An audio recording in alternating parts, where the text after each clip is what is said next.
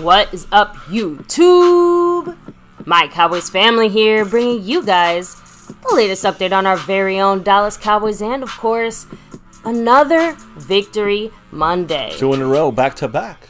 Back-to-back, like some other people here representing back-to-back. Yeah. But, of course, guys, can't wait to get into everything here with you guys. So take a second to hit like, subscribe, hit that notification bell. You can follow us on all social media at MyCowboysFamily and hop into our Discord as well. Link for that's in the description box down below. Yes. New week, same old wins. That's what we're talking about. We're going to talk about this game. We got a lot to talk about, so we're going to have to go fast. We're on extra late night tonight, guys. Very busy day, so we're lucky even going live tonight. But, hey, glad everybody can join us. Stop in here, drop the knowledge, drop the love.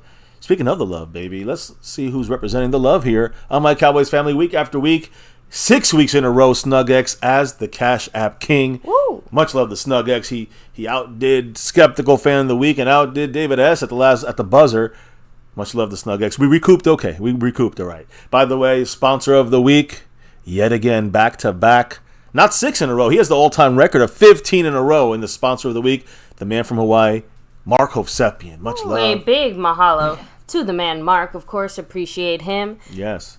And he's not just the sponsor of the week, back-to-back. He's also bossing that stream around. You see him there, some O-line representation, actually tight end representation with 87 points. Yeah, some Jake Ferguson. Much love to Mark Hovsepian, Hawaii Mark. Now, we have the gifting memberships last week. We only had 6 gifted in total, but 5 of them were for Ron the Don Smith. Ooh. Much love to Ron the Don, who takes that mantle from the Lunatic, and before that, Domination. 5 weeks by Jason Renfro. 3 months of domination from the man staying skeptical fan. So much love, Ron the Don. He is our gifting champion. And you see the board, the people that dropped last week get on that board automatically. Ron the Don and Skeptical Fan, but they're at 0. And Jason Renfro, and others in the mix. We'll see how that goes. Bobby Bottles and many, many others, right? So much love to everybody. Gifting membership, one of the best ways of giving love and giving back to the channel, the family, the family in the chat. So thank you for the gifting side of things. And when it comes to the current situation on our boards, SnugX is not the leader. He's trying to go for 7 in a row, like 7 seasons of us doing MCF here. But there is a new leader in town, and he's also the current overall leader. Dropping last night, overnight there, Mr. Roger Dadasher. Woo! Appreciate you, of course, Roger. Appreciate everybody here who's Yes. shown the love, appreciation, all of that good stuff there. And, of course. Yeah, I was going to say, he dropped $10 in the Cash App, and he said, I had fun with my son at the game. Again, this is, I think, the first time experience there. So much love to Roger Asher. Currently, the overall leader and the Cash App leader. What a good game to go to. Great game. Yeah, what a fun game. Much love, Roger, and everybody else. Mark Hovsepian, Ron the Don repping that gifting membership. No one's leading there. And, of course, the overall board. Mark's, maybe he's going for 3P. We'll see. But right now, it's just a new week. Only Roger Asher on that board. Maybe there's, of course, different ways of supporting the channel here. There's the super chats. There's the gifting memberships. You can drop a thanks with the thanks button with any video that's posted. But also, I want to say big shout out to the membership side of things. The Navy Blue Crew, Silver level, Star and Over Everything. We got 4 different levels here. And baby, we do the nightly shout outs for the Star and Over Everything levels. So again, without further ado, these guys, they rep it. These ladies and gentlemen, they rep it from all over the world, repping that Star Over Everything. So, baby. Thank you very much to Skeptical Fan, Jason Renfro, Dwayne Broussard, the Top Dog, Lincoln Kane, LC. We have Mary Alvarez, much love, Andy Potched representing Ron, the Don Smith, Marissa Sparkle, the man the Lunatic, and Over Everything, SnugX. Yeah, he's in that level. He's going to be appearing on the show probably one of these Saturdays, next couple of weeks. Stay tuned. That's one of the perks in that Over Everything level. And then, we just talked about those 4 ways of kind of being in the overall board and helping out the channel in other ways to do that too. In the Cash App, that battle for the Cash App crown, definitely an advantage there over the super chats if you were to drop it, tiebreakers. But maybe there's actual other ways of supporting the channel through the Cash App style thing. So, of course, you have the Cash App, money sign, My Cowboys Family, the Venmo at My-Cowboys-Family, the regular PayPal link, and last but not least, the Streamlabs link, which lets your comment show up on screen just like a super chat. Now that we're done with the promos and the intros and all that good stuff and the shout-outs, let's do the shout-outs. With the people that dropped the love, let's do the shout-outs who's in the house tonight, chatting it up, talking about this recap game. So without further ado, baby, who's in the house tonight? Let's do them shout-outs. We have Stoned Immaculate 2, hello. Cleveland Brown, what's up? Hello and hi. Nate Rosario, I would probably go to the hospital. Maybe that don't sound good. Maybe go to the hospital. Eastside Harold, what's up? Hello and hi. Go Cowboys. Aaron Eastside. Hook Chatters, what's up? Much love to you. Of course, Rolando Rodriguez representing the OG, the Don, Ron the Don Smith. Jared Morrison, hello and hi. We have James Paynes, much love to you. Skeptical fan always. Staying skeptical. Always. We have, even Lee side had to stop through. It's alright, we'll let him. Jason Renfro, much love to you as well. Let me see. We have Thomas Garrett, the superior. Garrett. Yeah. Spot, can he save me? He was at that game too, representing. Much love to Mr. Thomas Garrett. I saw the pictures. Oh, cool. In the house. Let me see. Yeah, I think that's as far back as I can go. So, let me come back down. Make sure I don't miss anybody who's rolling through here now. And I think we got everybody here. So, yes, guys. And remember, the new emojis will be unveiled after the Victory Monday. Yes. Victory Monday still requires us to have those emojis in order to properly trash talk. Yeah. But don't worry, guys. I got our recent opponents. I got the Cardinals on tap here. I already got everything we need for them and the things to say and the jokes to roll out. But that's later in the week. That's tomorrow, actually, when we get the Cardinal stuff up. We're going to take a sneak peek on them, but that's 2 seconds, and it's going to be early in this stream. Let's start off with what happened tonight in NFL football, guys. And if you watch the games, a doubleheader today on Monday Night Football, but the Browns lost their running back, Nick Chubb, guys. He was carted off with a knee injury. Violent collision with Steelers safety Minkah Fitzpatrick. Nick Chubb, guys, his leg twisted in an ugly way backwards. It kind of buckled into itself. And I don't even want to describe it. It was horrible to see it. Horrific, but on top of that, Minkah Fitzpatrick actually had to go to the hospital to get further evaluated because he got really banged up after that hit. They said he was on the ground for a couple minutes, Minkah Fitzpatrick, before jogging back to the sideline. Then he went to the hospital. Supposedly he's going to be okay. Everything is good to go. Yeah, he is expected to be all right, but obviously he just needed to be really extra checked out. But, this happened early in the second quarter of this Monday night game. Nick Chubb, of course, the more serious situation right now, ruled out of the game with a knee injury. If you've seen it, you know what went down. And if you remember back in October of 2015, he had an injury to his same knee, which he suffered at the time a torn MCL, a torn PCL, and LCL damage. And that was a college game, by the way, in case you're wondering. It wasn't the NFL. But with this injury he suffered, this was just reported a couple minutes before it went live, but Nick Chubb suffered what is believed to be a, quote, significant and season-ending knee injury against the Steelers tonight. And they didn't list the ligaments and what's going on, but it's reported as, again, multiple torn ligaments. We'll hear more about this tomorrow, of course. But obviously he's done for the year. He's going to still have more tests.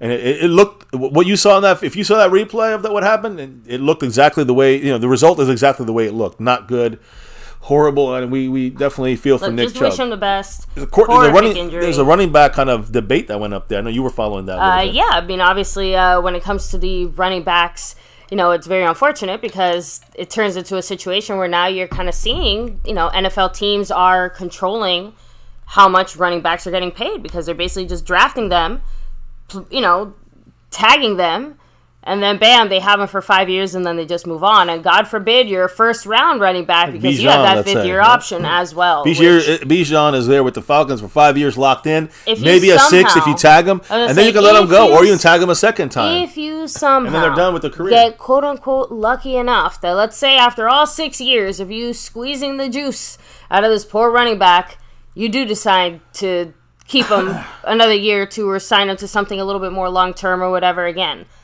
He's going to get paid peanuts because they do not want to invest in a player that is very likely to get hurt. And again, in a it's kind of phased out, though, as well, of football right now in the way the running backs are not being used that much. Part of the reasoning, too, or at least the adjustment, and we've kind of seen it. I should say, yeah. NFL teams, coaches, they just feel like they don't need to depend on running backs in the same way. They just need to scheme plus offensive line. So basically, they're almost like dismissing the relevancy of running back just by saying like, as long as you have a decent scheme and you do this, and you can basically just throw in whoever back there. I mean, it's funny because when you think about the Cowboys investing in analytics team and really upgrading there, and they actually say, like Sarah Malapalli said, that running backs have more value than she first thought. And you can see it with the Cowboys. We're using all 4 running backs all the time. So we'll talk about that tonight when it comes to the Cowboys. But the Cowboys are using, the running backs are used differently nowadays. And the Cowboys seem to be in the forefront of using the running backs differently. I'm just throw it out there. Now, in the game itself, the defense of the Steelers got 2 touchdowns. And they're the one, they turned it around and they had the lead, then they lost the lead and they were down by some. And then they came back and the defense brought them in for the win and held it down for them to beat the Cleveland Browns in prime time tonight. So TJ Watt, of course, he got a sack. He scooped up a fumble by Deshaun Watson, ran 17 yards for the go-ahead touchdown, middle of the fourth quarter. And the Steelers won 26-22 against the Browns. Again, that Nick Chubb injury was, of course, the main thing there. Steelers 1-1, Browns 1-1. And who cares because they're AFC. And then the other game today, which is in the NFC, the Saints staying at 2-0. Their defenses, I think they're one of the better defenses. They got Derek Carr kind of moving in there, doing his thing, not playing poorly, and they got a running back kind of coming up to fruition here. So the Saints may be a team like the Lions, the next tier below us, the Eagles and Niners. So the Saints defense really clamped down and ruined their young rookie there. What's his name? Young rookie from the Panthers. So Tony Jones Jr., by the way, also was elevated from the Saints practice squad. And he showed out, guys. He ran for 2 touchdowns. Rookie Blake Group kicked 2 field goals, and the Saints beat the Panthers 20-17 Monday night. First time since 2013 for the Saints to go 2-0. Jamal Williams got injured late in the first half, and that's why they put in Tony Jones Jr. off the elevated practice squad, and he ran for 34 yards and 12 carries. Not really good there, I think. And again, Chris Olave also did very well. Was a playmaker for the Saints. It was a close game, boring game. It just makes me think, if these are the best, like the Lions and the Saints and the Seahawks are the best that the NFC has to offer after the top 3, there's no competition. These teams cannot hang with us. I can tell you that. None of these teams that I've talked about tonight. And I'm including Cleveland and Pittsburgh in this too. So anyway, that's my opinion. We'll talk about this as we get deeper and deeper in Cowboy stuff. But in that Carolina game, Panthers head coach Frank Reich told reporters that linebacker Shaq Thompson suffered a significant ankle injury and he might be out indefinitely. So we'll have to see what happens with him.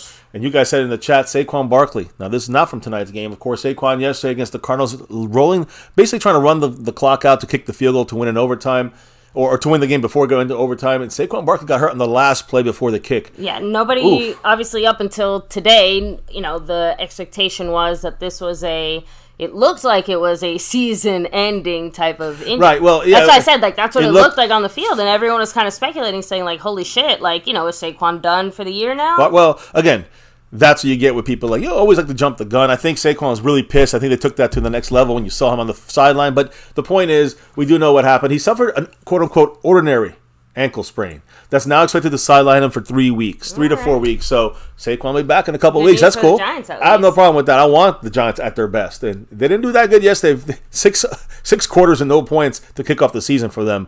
Damn, they had a good second half, and they scored, 31 unanswered, and won the game against the Cardinals, which is our next opponent. And we'll talk about them as well. A little sneak peek before we dive deep into the Cowboy stuff here. But the Lions, again, a team that's supposed to be one of the better teams in the NFC.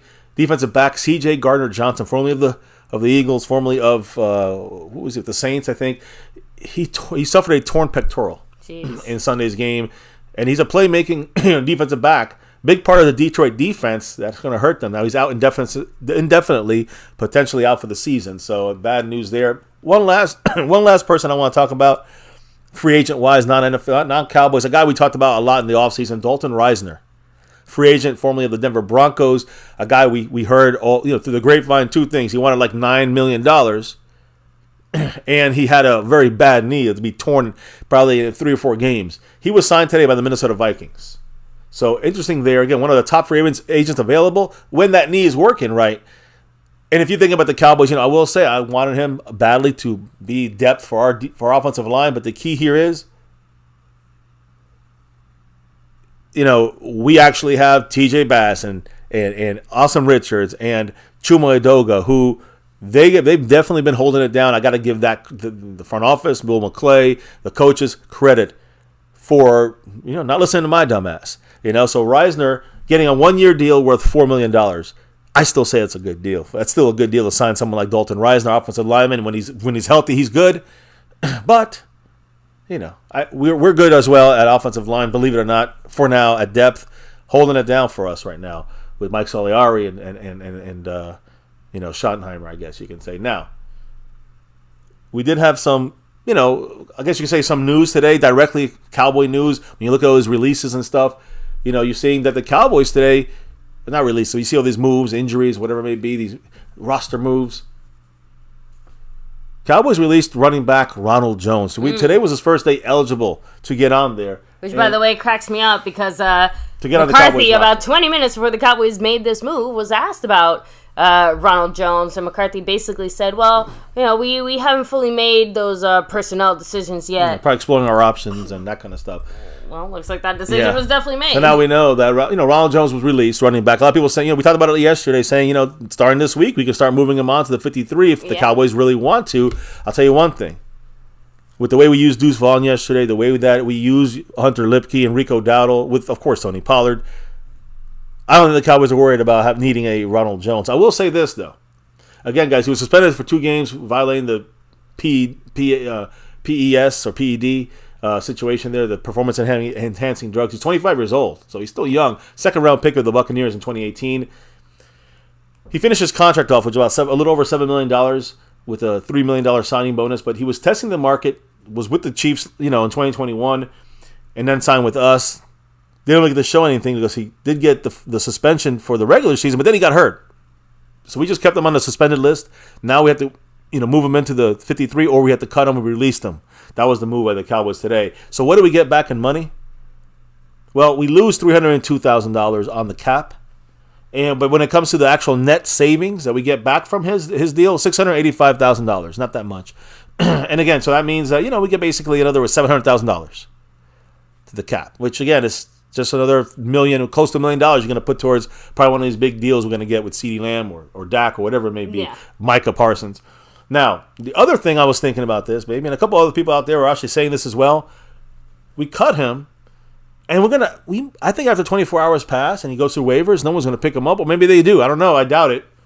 We just pick him back up to the practice squad. I mean, there's a current opening right now, and Malik Davis is the only running back we have there in our practice squad. So is Ronald Jones a guy the Cowboys will bring back? Now he's fully, out of his suspension.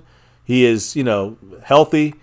The hope is, I guess you can say for him, is that the Cowboys bring him back to the practice squad. So we'll see what happens when it comes to Ronald Jones. Well, look, one day at a time, because that's how we got here. So yeah, I know, and we're going to get to what Jerry Jones, Stephen Jones kind of said today. I mean, obviously, post game, we heard from quite a few people. But I do want to give an update on some injuries real quick. And I know you're going to talk about this in more detail, with more quotes and stuff. But I do want to hit up on the important news and notes. Zach Martin. With the ankle, again, he got rolled on the ankle. He got it rolled on again. He had the groin issue at practice. He got his ankle rolled in the game yesterday. And our backup, or really who's been starting this year, Chuma Edoga, our guard, could also play tackle. He had an elbow sprain and a forearm bone bruise. So that's not good there. They're expected to miss the early part of the week of practice. So maybe no Wednesday for these guys, but according to McCarthy and other sources, they're going to have more than an opportunity to play against the Cardinals on Sunday, and that's the expectation, but we'll talk about that as we get down towards the week a little more. Zach Martin should be good to go, and even Chuma Edoga should be good to go. But what about the other 3 injured guys that didn't play in this game, like Tyler Smith? Is he going to be good do we even need Chuma Edoga this week? Well, Tyler Smith, Brandon Cooks, wide receiver, missed this game, and Donovan Wilson, safety, versatile safety that missed this game. They're all, according to McCarthy and others, expectation is they're going to be listed as limited on Wednesday, which is a great thing because they've all been do not practice. So these 3 guys, Tyler Smith, Brandon Cooks, Donovan Wilson, will be limited in practice, it looks like, on Wednesday, and expectation is they'll be full go on Thursday for practice. That's the hitting day practice. And all this is to prepare for the Cardinal game. So it looks like all 3 guys, knock on wood, Tyler Smith, left guard, Donovan Wilson, safety, wide receiver Brandon Cooks will be in practice Thursday and Friday and ready to play against the Cardinals. Great news there for our starting, mainly offense, and of course, Donovan Wilson on defense. That's great news. Of course, also Zach Martin, Chuma Edoga, look like they're going to be good. Knocking on wood, man. There's so many injuries out there going on in the NFL, so I want to keep knocking on wood so we can get through the season.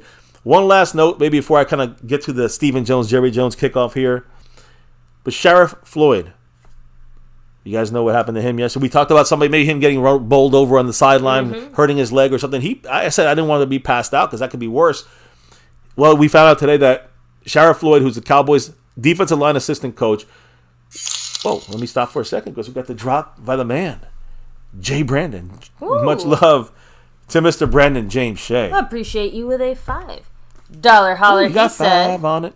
Patrick Mahomes and the Chiefs reportedly set an NFL record with the restructured 4-year deal. Well, yeah, that's a good point. I had that on my list and I forgot it. Look, so I'm already in Cowboy news, but I'm going to bring it back. He deserves it. I know I joked during the game, but I feel even more strongly about this now. Let's worry about Dak's pocketbook at the end of the season, right? Because either he wins it all, and we'll be more than happy to throw bucket loads of money at him, or he doesn't, and then we figure out what we're going to do in that regard.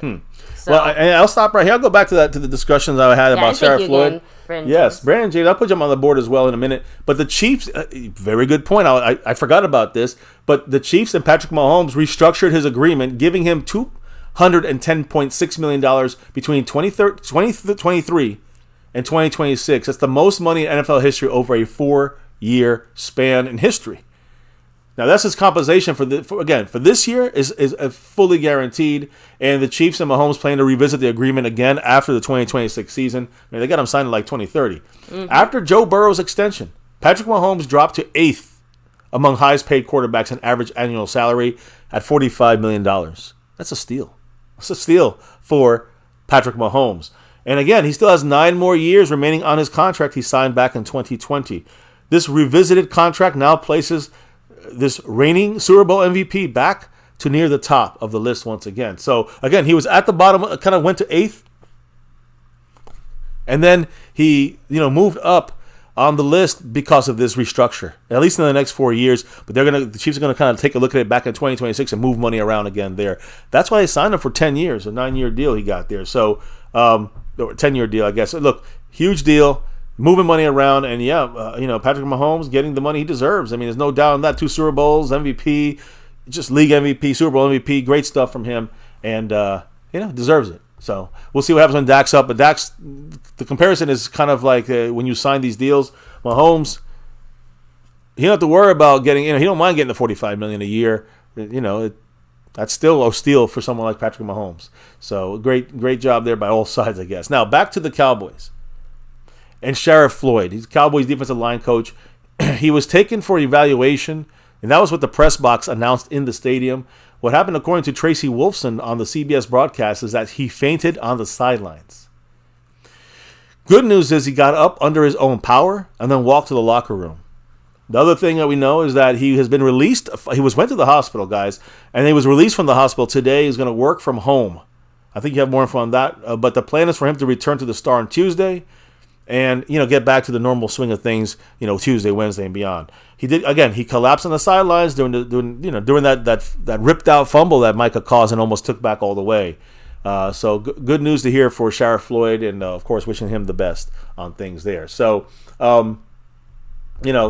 that's pretty much the stuff. Before we get to some of the quotes here from these guys, I do want to say this is kind of relative and important, in my opinion, to the injuries. So I'm going to kind of read this over here. If you have anything about Stephen Jones, let me know, baby. But let me quickly just touch on the important Stephen Jones situation here.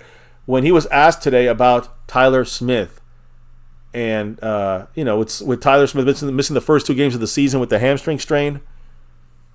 They said, what's this deal? What's going on? And Stephen Jones said, quote, "We feel very optimistic about Tyler Smith having a great chance at having a shot against Arizona." It's a great chance, having a chance to have a chance to play Arizona. I mean, I don't know. It feels like Tyler Smith is almost ready to go.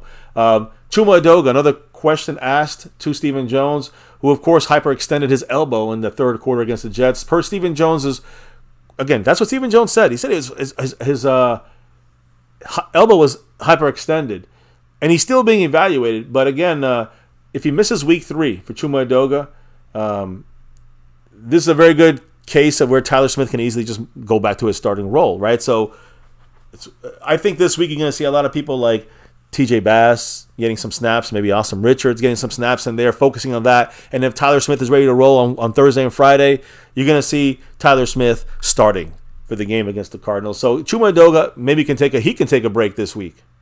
And hey, if we get Tyler Smith in the mix, it'll be the first time I don't know in 2 years we have our starting offensive five, all 5 guys on the offensive line that are supposed to start together. That should be a much better offensive line. So again, Stephen Jones on Chuma Edoga and his hyperextended elbow. They received, quote, good results on the MRI and the X-ray. And Jones said that that was just kind of backtracking and kind of seeing what was all the injuries coming from the game, according to Stephen Jones. And then, of course, the situation with Sharrod Floyd. According to Stephen Jones, he's, quote, feeling good today. After he fainted during the game, he said, quote, right now, everything is checking out well. So great news for Sharrod Floyd, per Steve Jones. I don't know if you had Stephen Jones. Stephen Jones basically just mentioned that he's working from home, or he was working from home today, and of course expected back in the building tomorrow. Hopefully his doctors let him know, hey, you gotta eat more protein so you don't pass out on the sideline. Yeah, maybe have a banana. Look, that's what I'm saying. Like I don't know what it is, but I just really hope whatever it is. Before you hit the chat up, I just want to say one last thing before we get to Stephen. We're going to get to Jerry Jones and Mike McCarthy. But the Cowboys are favored by 12.5 points against the Cardinals as of right now. As of right now, on Sunday, we are favored by 12.5 points. So when you look at what we're going to do with a team like the Cardinals, with a quick sneak peek here, guys, my view on this, with Dobbs as their quarterback, who's a mobile, athletic quarterback that can run. That's the biggest. Last week we were saying we're going to stop the run, and we stopped the run. We'll talk about that in a minute. But the biggest issue now, it seems like Zach Wilson, when he's mobile and able to run around like that could give us the most problems on defense. So another challenge, I guess you can say, when it comes to Joshua Dobbs. A quarterback for the Cardinals is going to be running around a lot when the Cowboys are chasing him. I do think, though, that the Cowboys allowed Zach Wilson to run a lot of yardage there. 2 reasons. No Donovan Wilson. And we're running an amoeba package, meaning everybody in NASCAR. Everyone's standing up. There was no defensive tackles. You saw later in that game when I said we got to fix that run stop from the quarterback. All we need to do is keep defensive tackles in the game, and it was fine. And you can see he never could run the rest of the game. Pretty much he never ran anymore. He couldn't because the pocket kept collapsing on him. So he'd have to go outside, use his speed, and then the Cowboys tracked him down and caused him to throw interceptions, get sacked, whatever it may be. So that's the great thing there about I think our defense will be fine against a mobile quarterback like Dobbs. But we got to be aware of that. We got to be ready for that in case they do a lot of Dobbs running. Now, Jonathan Gannon, who's a coach of the Cardinals, is still evaluating. And earlier today, they were evaluating the seriousness of safety. Their star playmaking safety, Budda Baker's hamstring, one of their best players. Doesn't look like he's going to be playing, guys. In fact, we know he's not. Again, according to sources after this was announced, the Cardinals officially placed Budda Baker on the injured reserve list, meaning he misses at least 4 weeks, which means what I care about, he misses our game. And again, I wish they were there and healthy. He might miss a lot more than 4 weeks. But the Cardinals will be missing their elite defensive player when playing the Cowboys this week in Week 3. And I'm just saying, Budda Baker is kind of like, instead of the linebacker edge rusher, Micah Parsons, he's like the safety linebacker version of that, of the Micah Parsons kind of style. He's kind of like the best version of Jaron Kearse. Budda Baker, unbelievably great player, not going to be there for the Cardinals. He's out no matter what. We know this. Now, Gannon, the coach of the Cardinals, also did not know if defensive lineman L.J. Collier is going to be able to return from injured reserve with the bicep injury he suffered. But, again, it looks like it's still going to take a little more time. It looks like we're not going to be playing L.J. Collier and there in the interior for our offensive line. Another guy on their defensive line, now that's a defensive line player, another defensive line player, Carlos Watkins. Sound familiar? Yeah, former Cowboy. He's there signed with the Cardinals. He also hurt his bicep. We don't know what's going to happen with these guys if they're playing or not, but that means their 2 starters could be out. Inside, that means just run, and then you know what else? Run more, and then throw whenever you... I don't know. We can pretty much destroy this team. We'll have my brother on, Dr. G, probably later on this week if he has a chance to, and he can kind of give us a quick summation of what the hell to expect from these Cardinals because they sound like they suck. So, yeah, Budda Baker... They do seem a little bit all over the place right now. Yeah, so. And they do have their best player on defense gone for our game and longer, obviously. But, again, craziness going on there in Arizona, and that's our next opponent. That's our quick sneak peek there, quick peek at the Cardinals, baby. Hit up the chat real quick about everything we spoke about, and then it's about we're going to finish it up with the freaking game breakdown and recap and the quotes from the players as we break it down and recap it. Of course. So, real quick, Asmodeus Much Love saying, what happened to the little dude that was quarterback for the Cardinals? Kyler Murray? Yeah, he's out. He's out for the first. He was out on IR before he can. 4 weeks out for this. Out for those 4 weeks, and then supposed to maybe have a chance to come back week 5, 6, or 7 or something like that. Yeah, Kyler Murray's. He's been injured. So Montana away saying nobody underestimating any team. Just believe that your team is unstoppable this year, and not even a mid-season or Final Four. And that's the thing, knowing. I don't know if Montana's as old. He's not as old as I am. But I know that, the 90s, I know that feeling, Montana. That's why I strive to feel that way again about this team. I really haven't had that feeling even in 2007 with Romo, even 2016 with Dak. I felt good, and I felt confident, but I did not feel like bring anyone on. I feel that way now. Every time I watch football now, guys, watch any game, watch the highlights, and you'll say to yourself, man, we could kill this team. And you could be talking about, various pretty decent teams out there, or teams that seem to be like the Lions, the Saints, the Chiefs. I'm just saying, I think the Cowboys can wreck these teams in a bad way if we do what we're doing and keep getting better at it. So, hey, we got to wait and see it. It's 2 weeks, but that's the way I feel right now. It's the first time I felt that way since the 90s. The 90s. We'll see what happens. Is it fool's gold again? I don't know, but I guess I'm ready to. I feel it in a real way, and I think a lot of you guys are feeling something different too. So, look, I have to agree with you.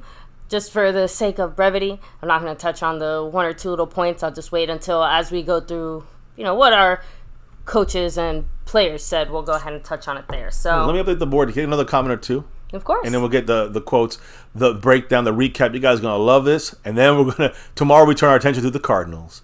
I can't wait. Skeptical fan, much love. Yeah, I would say that, Kyler definitely is a bit of a bust right now. Yeah, but he's in there. He's good. He's beat our ass. But now they don't have as mobile of a quarterback as they did. They still have a mobile quarterback, but not as mobile. Fuego 2.0 said, if y'all see me, Roadrunner, that's Deuce's new nickname. I did see that, El Fuego, and I pinned the comment. I think I pinned the comment for him. So that was really good. That was very. Honestly, there's a lot of great. There's a lot. Some people say Tasmanian Devil. There's a lot of people say a lot of great names for him. Mighty Mouse. I don't know. There's a lot of different names that we have out there. Yeah, but this one fits. Actually. I agree. I love this one makes sense. So, by the way, you know what else makes sense? What's up? Mr. A. Lavelle coming through. Ooh, saying hello and hi. Much love, kicking things Mr. off Lavelle. Officially and taking over with his Tony Pollard $20 holler. Oh, the 2-0. Much love to A. Lavelle. That means he takes over first place on the board, kicking off a new week. Much love to Mr. Lavelle and his family. What did he say, baby, with that Tony Pollard holla? He said, what's up, MCF and MCW? What is up? What's good, everyone in the chat? I hope everyone is safe and healthy. Let's go. Gotta love another New York massacre. Yeah. LOL. New York. Let's stay focused and keep rolling. Let's get the ring and always let's go Cowboys. You know this ish. Yes, Mr. Lavelle, the silver level member that's been here with us. I think it's a record-setting time on the membership side of things. Much love to Mr. Lavelle, always repping that star for everything, and always wishing the love and best for all our families and loved ones. So same to him and his and you guys in the chat listening. So again, much love, Mr. Lavelle. Appreciate you. With that drop, by the way, it takes Mark Hovsepian 62 points. That's the offensive line status right there. So much love, Mr. Lavelle, and he's in first place currently on this, what we call overall board is, right? So the board is fixed by the Brandon James in their third, and second is Roger That Asher, and first A. Lavelle. Oh. Another comment or two, baby, and then we're going to of course. Edward Dozier, what's up, saying, MCF, I think Hunter could give us the same goal line performance as Zeke. I mean, hey, we saw the crap used out of Lipke, and he did a fantastic job when it came to blocking. Mm-hmm. It seems like as of now, McCarthy has no plans to involve him in the offense any more than that, but of course, never say never. I have a feeling that he'll eventually show up somewhere, somehow. You know what I think he's going to do with him, real quick? Passing game. That's where he's going to use Hunter Lipke, throwing the ball. And Hunter Lipke is a good receiver. So don't look for him for the running as much, but I do wonder when we have short yardage who he's going to trust. I don't think he trusts Hunter Lipke yet to carry it on the goal line. But, we don't really have anybody else. Tony Pollard's our best bet right now. So. So, of course, again, thank you so much. Appreciate that. But do you want me to go ahead and get started on my side of things? Yeah, let's kick it off. Maybe you got the power now, because we just heard from Stephen Jones, and I gave you the breakdown of all the updates there. And Jerry Jones had some updates too, right? I'm pretty sure. Sure did. Yeah. So let's hit them up, and I know we have some post game stuff too, which we'll talk about when when we get into the breakdown of things, when we get to each player, you'll jump in there, pop in, and interrupt me, and you'll tell me, you'll tell me what that player said when I'm talking about given the stats, you give me the quotes. We're gonna roll this way through the rest of this stream tonight, and guys, leave your comments and thoughts. But if you want us to read your comments and thoughts and definitely catch them here live on stream and talk about them live, you gotta drop the love. That's when we're gonna see it. So we're here doing our thing. Much love to all. Hit the like, subscribe, notification bell, and let's keep it going, baby. Let's hear what old Jerry Jones, old glory hole Jerry Jones, had to say. So very interesting, because you guys remember the whole discussion about the minority ownership in the NFL and all that stuff. I think his racially insensitive comments, I guess. Yeah, so Jerry kind of addressed it a little bit more head-on today, saying, quote, "I do and want to have worked very hard to get minority ownership in the NFL, spend a lot of time on it, and I'm all for that, of course." Went on to say, that he has, basically he kind of says that he feels like he has done his part. Well, we have Will McClay on squad here, GM-ish, I guess you can say. Yeah. Not ownership, but yeah. So, and just basically saying the most important thing about it is it can be a very potentially rewarding thing to get involved. So, and of course, Jerry, I feel like that's a double-edged sword comment because, well, we know Jerry's very involved. So, what's up, Stubby in the house? Go Cowboys. Scorpio as well. Honestly, Jerry just kind of tried to imply that it was not necessarily a rags to riches story, but, oh, look, I work just as hard as you do type of thing. So, I don't know. Either way, the point is Jerry's trying very hard to deflect any kind of responsibility or blame when it comes to any of that. And his comments. Any of those. Again, I'm not going to say he's racist. I'm going to say he's racially insensitive. That's my 2 cents. So, Jerry also mentioned that he is very, very, very happy with the tweaks we've made on offense, and specifically the way that Dak has looked now in our new offense, saying obviously he's getting the ball out quick. I like what we're asking him to do and not do. And all those things that we'd hoped to kind of chip away, if you will, at a total picture offensively of how to improve his ability to just be Dak. You know who did that for him? Who helped do that?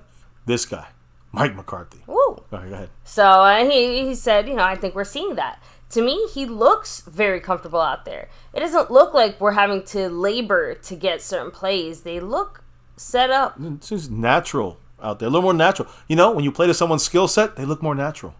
Thank you, Mike McCarthy. So, Jerry actually... thank you, baby, because Jerry actually was singing the praises of Mike McCarthy. Did he? Yes. I hope so. Again, usually he's not this expressive, but even he said, "I can't say enough about how Mike has prepared this team the last 2 weeks, how he came out of training camp. I give him an extraordinary amount of credit here. He's doing a great job leading that coaching staff, but he's the busiest man in North Texas because he's calling the plays, doing the offense, plus doing the coaching. Y'all give him his due. He's got a lot to do with how these 2 games come out."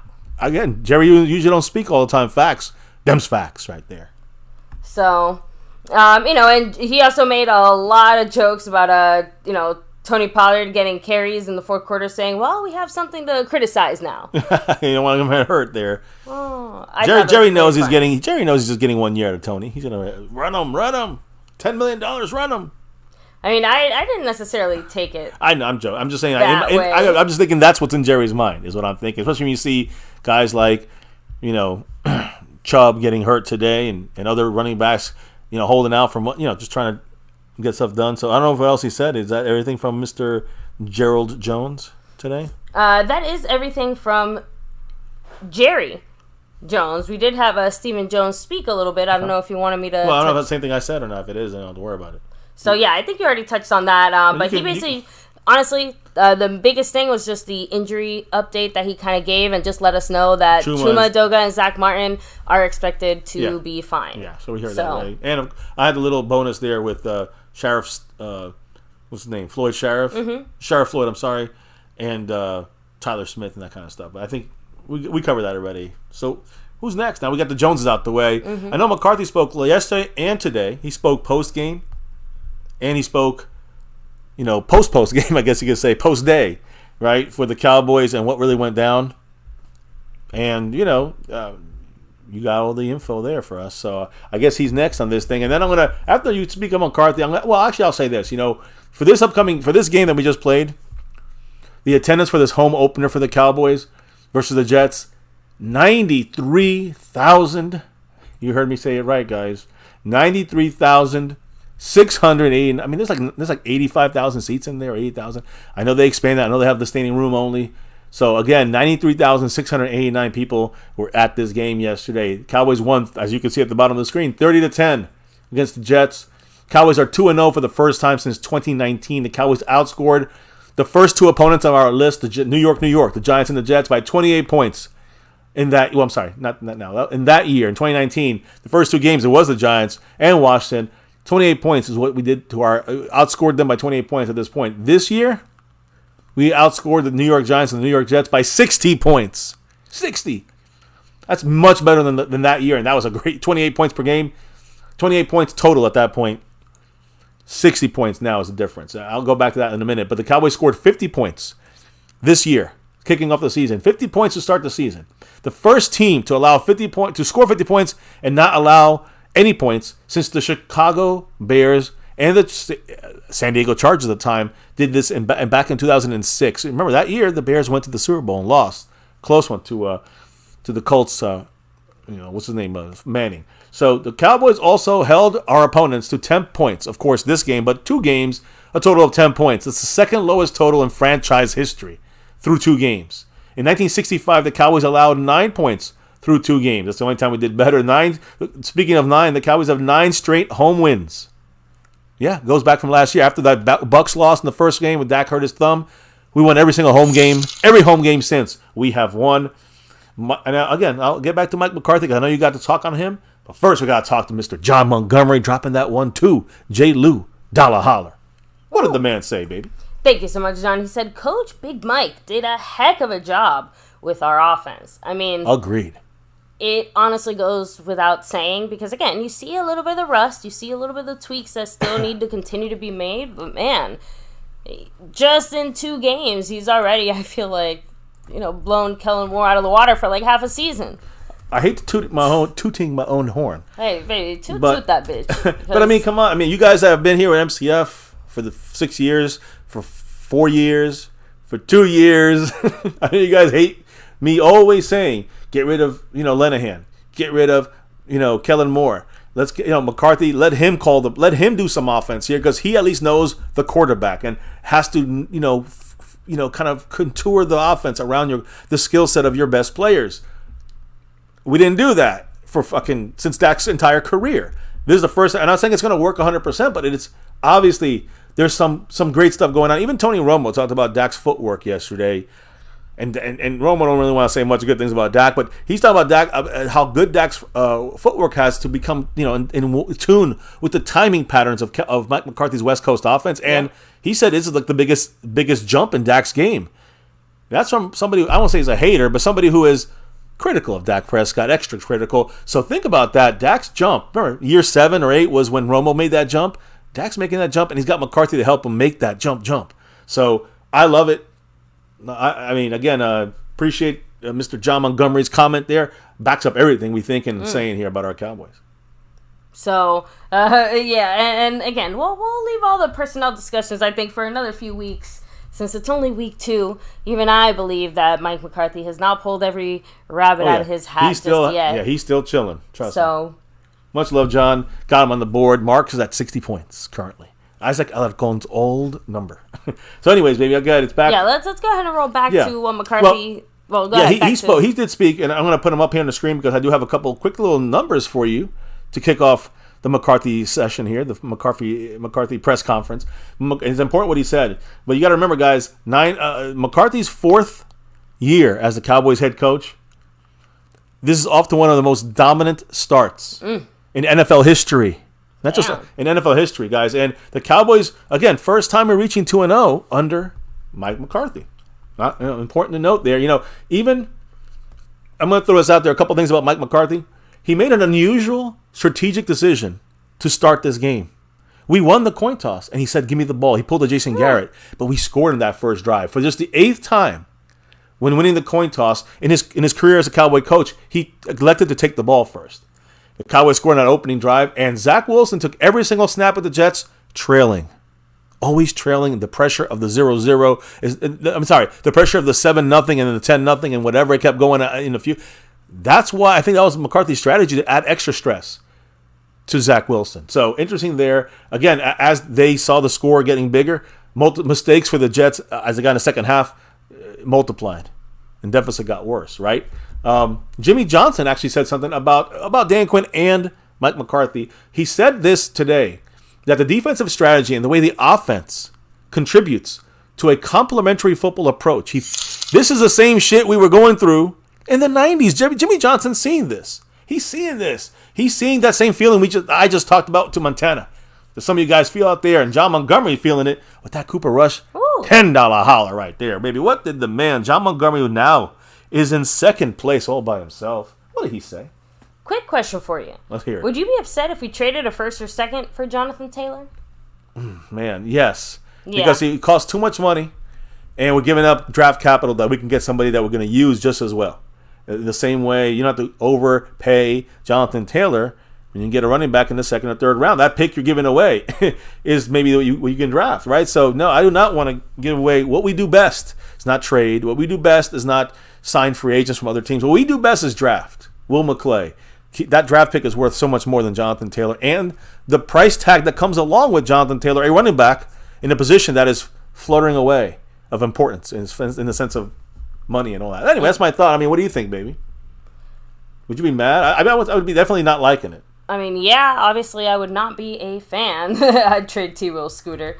Oh, you're cracking me up. But yeah, no, I honestly, and not even that, but flipping the scooter. The way that we are right now, like, it's not even anything against Taylor, right? Like, he's great. It would throw our continuity off a little bit. Yeah, but I would prefer to spend our draft pick on a draft pick. Like, agreed. Not on Jonathan Taylor and the price tag. Exactly. So agree there. Much love, John. And that puts Mark right at the middle, right at the balancing middle point there with the 50. Devin Harper, old AKA Sean Lee, but that's Devin Harper now. So much love, John. Appreciate you. And he's second place on the board. Right Montana 808 again. We could, but we'd still only have Amari Cooper for like 8 games. So good point there. We're still up shit creek without a paddle there. Jimmy Johnson, I love what he said about this team because I think he didn't say this, but to me he gave me the feel like this team's got that Super Bowl kind of feel to it, and not in our fool's gold kind of way. So again, he said that it was the way the defensive strategy worked and the way the offense contributed to this game. He saw this and he said that it's a true complementary football approach, something that we're missing with Kellen Moore. Kellen Moore didn't give a fuck about complementary football. That's, again, I'm not saying he just looked the other way on all that stuff. He just did whatever he wanted. But I don't think it was his big concern that Mike McCarthy handled complementary football. No. You have to kind of know and feel your offense and know and feel your damn defense too. So that's the key here. Another key of Mike McCarthy. And again, Jimmy Johnson also kind of shed light on Dan Quinn's game plan and his focus in the game plan, as well as, kind of Jimmy Johnson explaining how Mike McCarthy's play calling. That's the key here. And I said this if people ask me the whole offseason, what's the biggest thing? It's the play calling from Mike McCarthy. That's what I said from the first day of this, and now I'm saying the same thing, and you all understand now why I said that. Because how Jimmy Johnson said, basically, quote, how Mike McCarthy's play calling is generating substantial and favorable effects on the Dallas Cowboys. And he explained it. He explained in much more detail. I don't have all the quotes, but Jimmy Johnson just basically said the play calling, the way it's being handled by Mike McCarthy is perfect for this team, the way we have our defense built. So this is the right way to look at this thing. And I do agree with everyone just kind of saying that, Gallup just has not looked the same since he's come back from his injury. We're going to talk about every position. But the receiver position, this was a game plan CeeDee Lamb thing. This was a purposely done. This ain't Kellen Moore said anybody who's in there gets the ball. This is a let's game plan to our superstars. So Gallup had some opportunities, but didn't really have many targets because he was not. I don't think he was one of the main focuses for McCarthy in this game. It was to put CeeDee Lamb in the slot or against DJ Reader, and make sure you go away from Sauce Gardner. I'll talk about it later. But that's exactly what the Cowboys did. Very smart. Very smart. Anyways, I'm babbling. Baby, I know we got to get back on track here with the McCarthy comments here. Because, again, I know kind of went away from it because, I wanted to make sure I give you a couple stats real quick. I'm done with giving the stats. Give me the facts of what Mike McCarthy said. So, first of all, McCarthy had to make a little fun of himself, right? Because if you guys paid a little more attention to him, he kind of kept forgetting to cover his mouth. When he's calling the plays? Yeah, it was just like, in general. I didn't know that. It was just very funny, but he said, I was told I'm holding the card too far from my face. I need to go look at that film. You used to not know what I looked like, but I've got work to do. So, again, it was like half joking, half like, I done did fucked up. So, again, take that however you want. Something McCarthy also pointed out, that Tony Pollard, he's like not hurt, not banged up or anything, but after his heaviest workload of his career with 25 carries and 7 receptions, McCarthy wants him to take it easy and rest to avoid any kind of fatigue injury heading into week 3, week 4, etc. So, very impressed, though, with that performance by Pollard, saying that he's always shown incredible endurance. I feel like he's definitely built for it. Says that a lot of the reps, or some of his better looking reps, were actually in the pass protection. So, again, good blocking then, by Pollard. Again, last year Pollard was the second best running back pass protector in the NFL. Zeke was like 22nd. I'm just saying, like, that Pollard's improved for sure, and it's showing again in this game here by McCarthy. So, and like I said, he said specifically that, quote, he's doing all the little things that we're asking of him. So, and I already touched on the fact that he, like 20 minutes before the Cowboys cut him, he mentioned, we don't know what we're doing with Ronald Jones yet, but, well, then we cut him. Was this today or yesterday, these comments? Literally today. Okay, no, okay. I know you hit yesterday. I only have one comment from McCarthy yesterday, and it was honestly him mainly praising Dak and his performance, so I kind of saved it for the Dak Prescott portion of the evening, just because it really goes into that. But McCarthy said that he wasn't expecting Zach Martin to practice this Wednesday after suffering that ankle injury, saying that he definitely has an opportunity to play this Sunday. Hell yeah. And of course, as we kind of know now, the plan for Martin and Chuma and a few of the other kind of banged up guys is to, let them take it easy, work them into practice slowly throughout the week. But everyone is more or less actually expected to be fine and ready to go and play. Hey, that's a great news, as we kind of touched on that a little earlier. So, Clark motherfucking Kent in the house, dropping that 5 on it. What did the man say? Nobody is talking about Mozzie. Dude snitched the screenplay and he blew it up. He's a smart player. Also, TJ Bass is a gem in the draft too. Yep. Micah baby, LT. I'm telling you, I made that video and discussion about, Micah being a little LT-like. And now they're saying, yeah, you're right, MCF. So it's interesting. I saw those things coming out from day one with him and under Dan Quinn. I guarantee you, we had Marinelli, he wouldn't have seen no Micah Parsons the way he's playing right now. So that's a combination of the reasons of why Micah's where he's at. Mozzie Smith, that's a good point he's making there, Mr. Clark, mother effing Kent. But Mozzie played very well yesterday comparatively, a little bigger sample size, did do a good job blowing up that screen. And we're going to talk about the whole defense here as well tonight. That's the grand finale. That's the thing that leads our team, but it's the grand finale for us. TJ Bass, I have a video on him and Chuma Edoga. How the quality of what they have is maybe they can give us a little. Can he help us this year in the depth blocking? The answer is yes. They've helped us a lot so far when it comes to depth blocking and throw in there Austin Richards as well. So great hitting up on all these things here. I agree. He was an undrafted TJ Bass, number 66, and he's a very good run blocker for an undrafted guy, and the Cowboys are developing him. So good to see that. Good catch there, Clark. Mark is at 45 points on the Stream Boss. Much love to everybody in the house. Hit that like, subscribe, notification bell, baby. Hit me up with what else was said today. I don't know if it was Mike McCarthy or someone else. McCarthy still spoke. We are still on McCarthy. We're deep in McCarthy there. Oops, go ahead. Big so he did poke a little fun at himself as well. Not just from the earlier stuff, but his response as far as us only being 2 for 6 when it comes to the red zones and trying to get a touchdown. He said the play caller was horse shit. He's got to pick it up. That's him, I know you know that. I'm saying to the chat. Yeah, in case you didn't know, that's McCarthy. But also, again, he's jokingly putting more responsibility on himself and saying, but also acknowledging that, that has to get better. And we're talking about the red zone stuff, that's the truth. We do need to get better there, but maybe he wanted to go a little light with a good defense like the Jets. Now, I want to know if you noticed, my love, where Sauce Gardner was all night in relation to CeeDee Lamb, because Mike McCarthy straight up admitted that we purposely schemed on the opposite side of Sauce Gardner every single time as much as humanly possible. Yeah, that's the thing too. Sauce Gardner played most of the time against not CeeDee Lamb. Okay. You know that, right? Yeah. Like, it was smart for, I guess you could say it was smart for him to do that, but I also think the bigger thing I got from that, baby, is that means the Cowboys went with that's why CeeDee Lamb got so many snaps. Sauce Gardner was on Michael Gallup sometimes a lot. So, yeah, he shut down Michael Gallup, but that's fine. We got CeeDee Lamb bucking the system here. You know what I mean? So, I'm cool with that. And you see Dak, most of his passes for Dak Prescott were on the opposite side of Sauce Gardner. Good move by Dak. And it worked out for us perfectly. Jason Renfro in the house.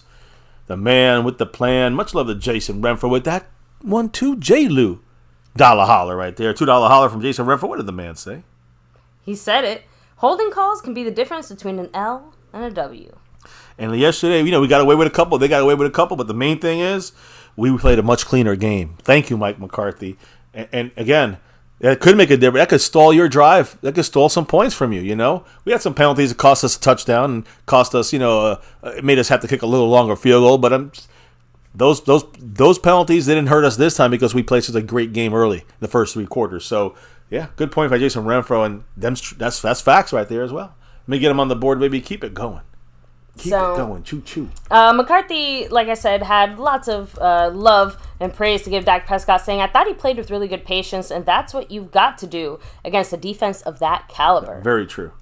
See, McCarthy knows how to manage the opponent with the skill set of your players. That's the great thing about McCarthy. He's showing us.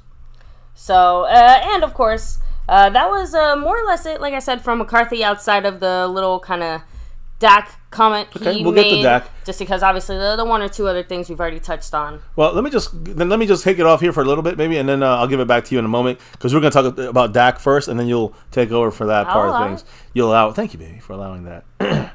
So, sorry, Mike McCarthy. Now, I want to say with this team when we talk about this, our Cowboy team in the NFL, the Eagles, the Niners, and the Cowboys. Those are the top 3 teams in the NFC. You know what their combined record is right now? And we're the dominating team, but you know what the combined record between the Cowboys, Eagles, and Niners are? It's pretty obvious. 6-0. What's the point differential? We're 60 on ours. They have 41 combined with them. 101 point differential. Plus 101 point differential after 2 weeks of football. That's domination by the best 3 teams in the NFC. Let's be honest, right? Now, the odds to win the NFC East, the Eagles, 100-1 odds. The Cowboys, 105-1 odds. But that thing was about 40 points different 2 weeks ago. So you can see this thing's ain't close. If the Eagles blow a game or look bad again, and the Cowboys can keep chugging along, we'll pass them up on that. But again, I don't care about the betting as much. Washington's at 1,800-1 and Giants 2,500-1. The point I care about is winning the East, winning a playoff spot, winning the conference, winning the Super Bowl. That's what I care about. So that's the way I look at that. Now, I want to kind of start here. I'll throw it around here. I'm going to kind of go to the kicking situation. Brandon Aubrey, single-handedly yesterday. I'll tell you what he did in a minute. Because first, Clark Mother effing Kent dropping that 1-2 J. Lou. Dollar holler. Much love to him. He breaks it. Jumps over Brandon.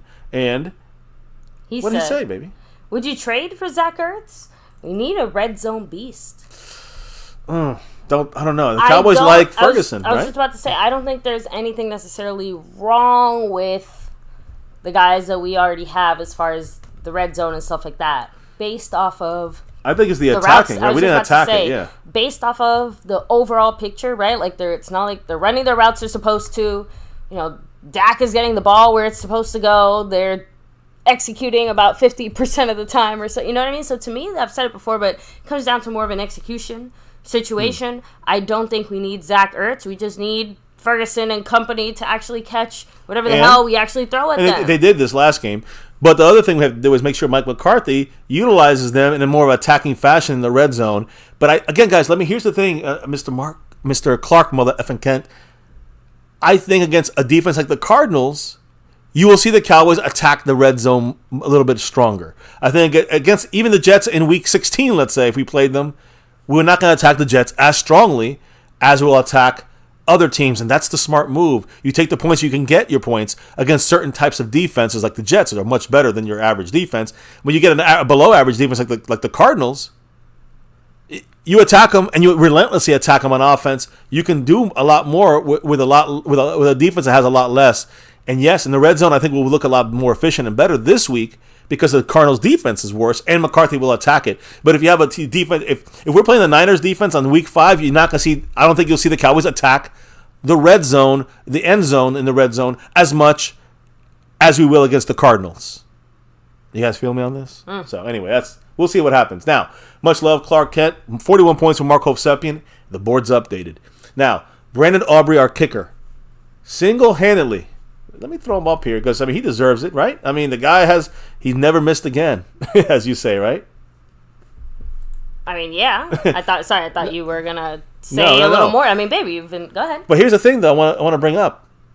Brandon Aubrey yesterday had 5 field goals and an extra point. 16 points. The Jets had 10. Just want to bring that up. But he outscored single-handedly the New York Jets. And Brandon Aubrey also is the first kicker in history. Ooh, let me put him back up here. First kicker in history to make his first 7 field goal attempts. He missed the extra point, but field goals, first kicker in history. I'm sorry, in Cowboys. I got to rephrase that. First kicker in Cowboy history to make his first 7 field goals attempted. So again, we don't know how the season's going to go. He might just shank it and left and right and lose it. But right now, he's got his mojo. Gave us kicking PTSD. So honestly, for sure. Even if he's going great till halfway through the season, I still feel like there's a lot of us that are still waiting for the other shoe to drop. I need to see him kick a winning field goal in the last seconds in an enemy crowd. He can do that. Then we got a little more confidence in him. I think that's when my confidence will grow. Right now, it's grown. But I'm still tentative, like you are, and holding back. But once he starts to hit a field goal or two in pressure situations on the road, in weather, and I say weather, I mean bad weather, then we can count on this guy, maybe for the playoffs or beyond that. So we'll see. But either way, he's definitely greatly boosted his, my confidence in him since the training camp sessions where he was missing everything, right? So I think we're all on the same page there, right? Yeah. So Brandon Aubrey, you got his little breakdown and there. Fuego, last week was technically his first NFL game. Yep, for Brandon Aubrey. First, he had USFL games, and before that, he was a soccer player. So let's go Cowboys. And maybe they did. Again, this is all Will McClay finding these guys, Stephen Jones. So you got to give them credit. And again, I always give Will McClay credit, not so much to Stephen Jones, but he's done good at the USFL pickups like Turpin and Aubrey so far. So going to this here, guys, let's take a look at the offense. I want to kind of go into offensive thoughts first. I'll touch on a couple defensive things, but let's stay on offense. Cowboys have scored 30-plus points in 7 of our last 12 games going back to 2022. But I find this more interesting when we're using our defense to help us more than the offense forcing it down the field and doing it against bad teams. The Cowboys have a plus 60-point differential through 2 games. And we have, listen to this, plus 60, right? 70 points to 10 is plus 60. But listen to this, baby. Have we gotten a touchdown from CeeDee Lamb? Nope. Brandon Cooks? I know he missed his game. Not yet. Yeah. Michael Gallup? Nope. Jalen Tolbert? These are our 4 receivers that have no touchdowns. Just tight ends, 2 tight ends, and no win in the first game. Yeah, and remember, guys, we've talked about it already, but CeeDee Lamb's stats are insane out of this world. The only thing he doesn't have? Touchdown. A touchdown, which is weird. But this is part of this is the yak, the yards after catch. If we can get one of these guys, will break a big one. You saw, CeeDee Lamb almost broke it, right? So I think that you'll see this eventually happen. It just hasn't happened in 2 games. The Cowboys have outscored opponents 70-10 going into this week 3 against the Cardinals. This again, and I want to add not just missing touchdowns. Let's listen to who we're missing from this team, offense and defense. Tyler Smith hasn't played a game this year. Donovan Wilson hasn't played a game. Jordan Lewis played a couple of snaps his last game, and Brandon Cooks played 1 game, missed this game. I'm just saying and you can throw in there other guys in there too. Like as we're kind of some rookies, some young guys getting more snaps. We didn't even use some of these guys really too much. The Cowboys are the 11th team in the Super Bowl era to outscore teams in 2 games by 60 points or more. But here's the catch, though. None of the last 10 that did this won the Super Bowl. So they're saying there's no way we can do the Super Bowl because of the silly stat. We'll break that stat if we have to. The NFC East so far this year for 2 weeks, out of 8 games, 7-1 is the record in the NFC East. Once again, the NFC Beast. And also the only loss came, you remember that was, right? The Giants. The only loss in the division is from the Giants losing to us. So it feels almost like a self-own when you think about it. But continue. It's like thought it was kind of funny. It feels a little bit like last season, a little bit. So either way, when you look at the favorites to win the Super Bowl, we talked about the NFC East. The Niners are still the favorites to win the Super Bowl with 650-1 odds. The Cowboys have the 3rd best odds at 750 to 1. So it's getting close. The Cowboys are now a top three Super Bowl team all of a sudden. I can't wait till they continue to underestimate us. That's all I'm going to say. Let them underestimate us all the way till we get that 6. Now, here's where we talk about some of the players here. Specifically, on the offensive side, we start the leader of the offense. That's Dak Prescott. Dak, and let me also include very good, good guy here, Solomon Thomas from the Jets, defensive lineman. They both wore signature cleats to bring awareness to suicide prevention. Dak Prescott, of course, lost his brother to suicide. Solomon Thomas lost his sister to suicide. Their cleats included emergency numbers that you can reach out to if you're experiencing suicidal thoughts. So again, a great thing there Dak Prescott and Solomon Thomas did yesterday for the game. Josh Allen versus the Jets 2 Mondays ago, or last Monday, I guess I should say. Josh Allen and the Jets against this Jets defense as a quarterback. He was 29 for 41 for 236 yards in the air, 1 touchdown thrown, and 3 interceptions, 1 fumble. Dak Prescott against the same defense, 31 of 38, 255 passing yards, 2 touchdowns, and 0 turnovers. But will the media fucking mention this? Will they say, well, I saw it today with First Take.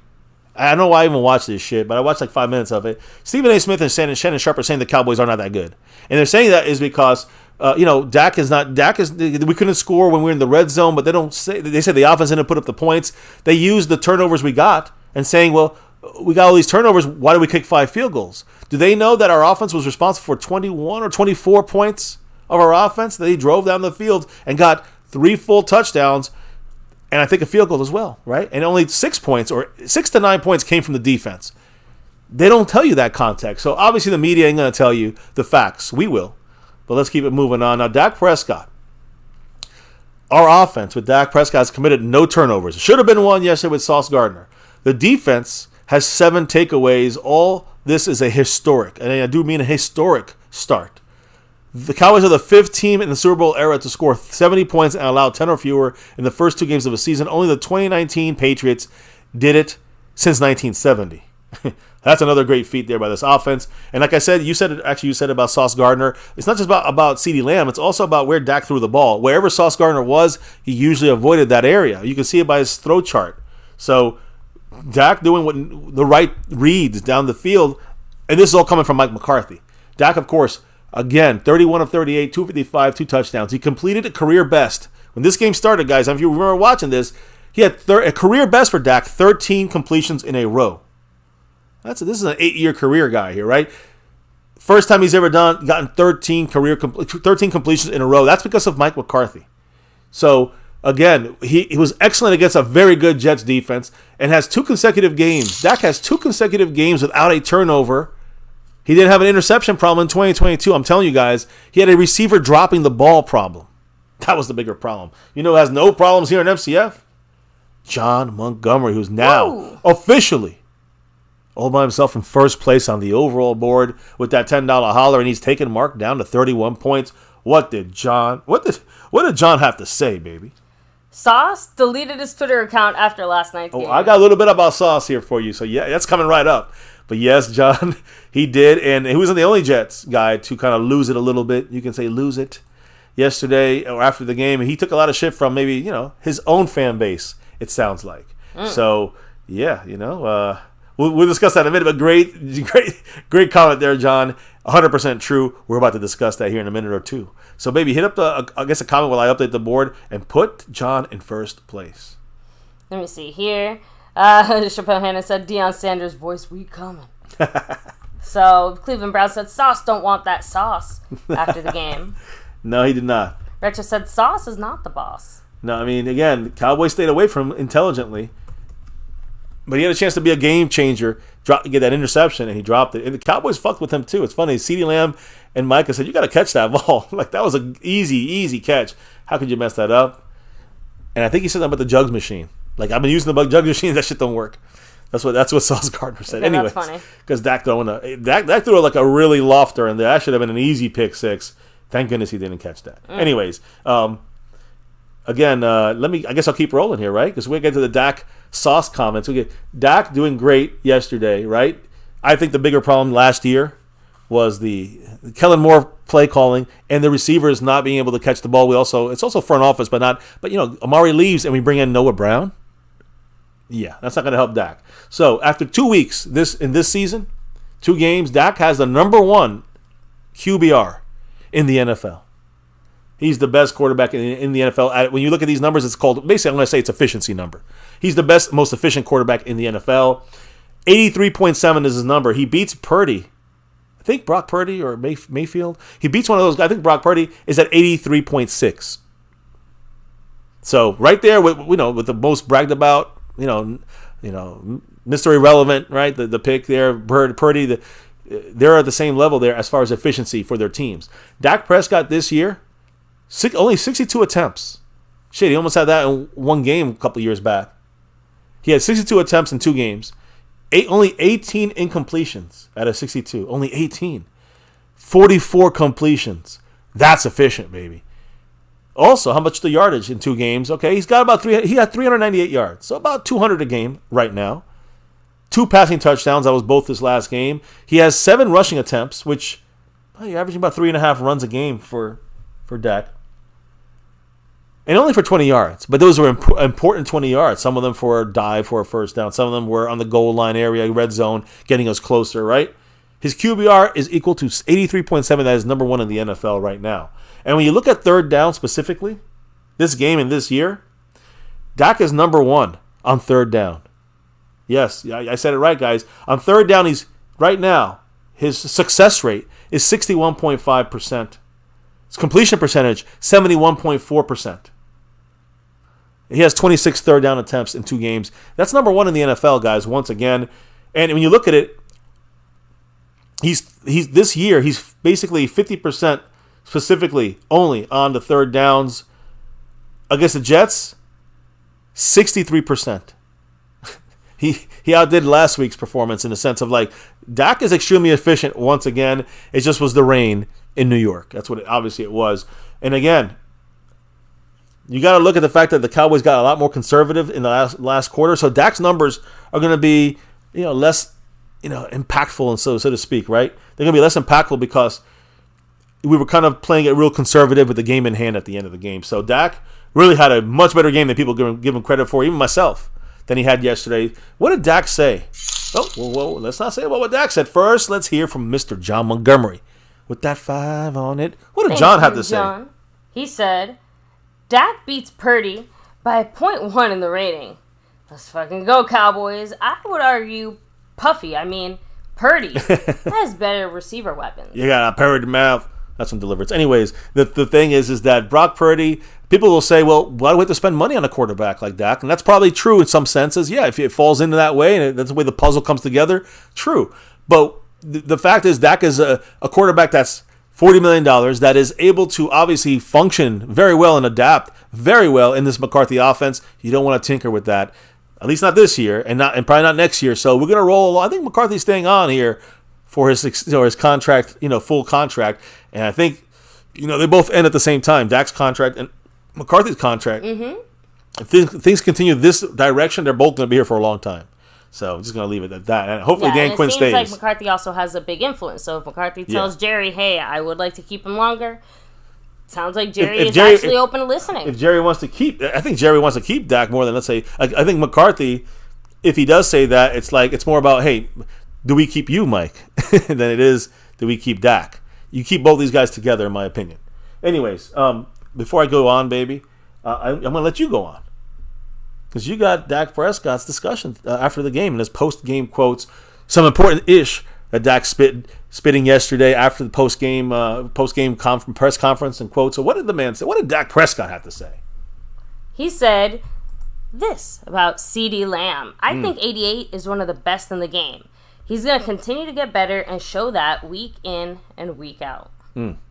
So, agree. He also, by the way, said that if you watch the film closely, specifically against the Jets, that you can see, quote, my footwork is tied exactly with the receivers. There it is. So, we touched on this Romo, super quickly yesterday towards the end of the and Romo said it as well during the live, call of the game. Mm-hmm. Romo said these comments as well.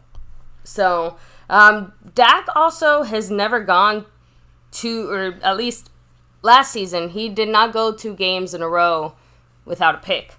Dak got a little bit, not upset or frustrated, but I think frustrated is a good word for it, because he was asked about the whole pick situation from before. He said, what about the year before that, or the year before that, or the year before that? Bring up everything. Let's just bring up the bad year where receivers are dropping passes. Threw in there, last year is last year, and it's something that I've left. The interceptions and all that, I guess when you lead the league, it'll never go away. But as I stated last year, every one of them has their history. That's not where my mind is. That's not something I think about. Just being candid, I really don't care about the questions about it at this point.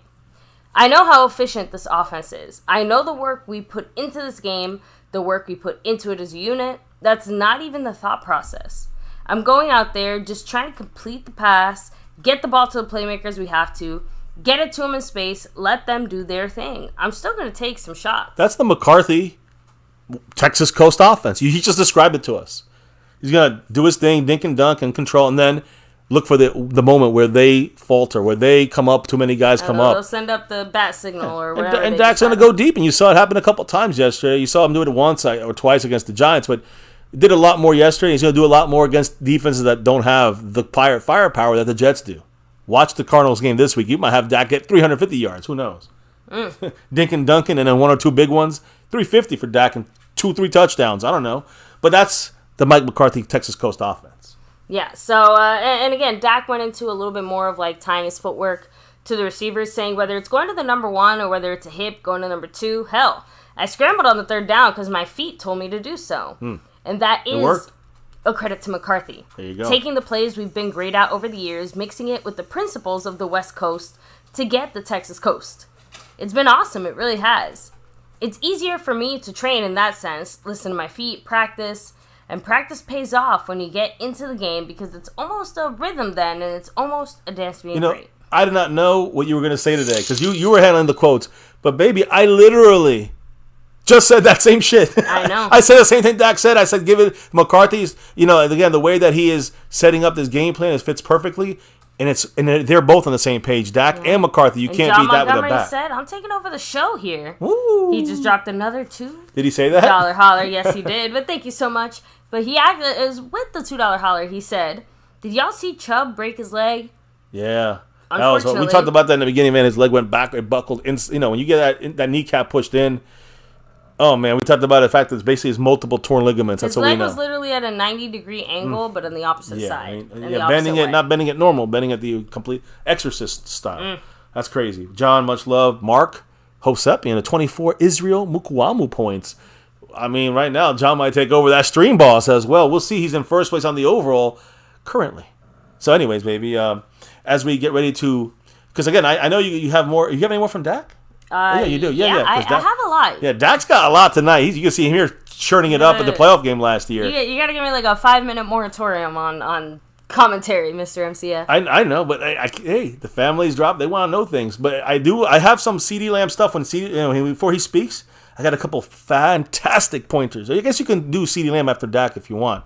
When you're done with Dak, because I got some interesting stuff about CD Lamb, about some of the stuff he's probably going to talk about. So. Yeah, stop telling me how to do my job, baby. There you go. I'm telling you. I already had CD Lamb ready to go next, actually. But thank you so much. Stubby. Got to shout out the man who's really coming next in this offense, Stubby 1085, dropping a Tony Pollard. Holler there. Holla. He said go Cowboys and Deion Sanders. Yeah, Gary actually mentioned he stayed up late watching that game. Like, he stayed up watching the whole thing. And he's a big Deion fan, so we all are here. Yes. I like Colorado doing their thing. I'm a UCF Knight, but I'll root for Colorado and Deion as well. I'm pretty sure he even mentioned, he's like, don't even start bullshit rumors about us wanting to bring in Deion Sanders to the Cowboys, because then you're just going to start coaching rumors not going to be real, yeah. So, let me see. Oh, yeah, I didn't realize. Yeah, so I knew Nick Chubb was obviously banged up and hurt and all that stuff. So, multiple torn ligaments, unfortunately. Definitely wishing him the best in his recovery, if there is one. Again, he's out for the year. That's known. That's the only thing we do definitely 100% know.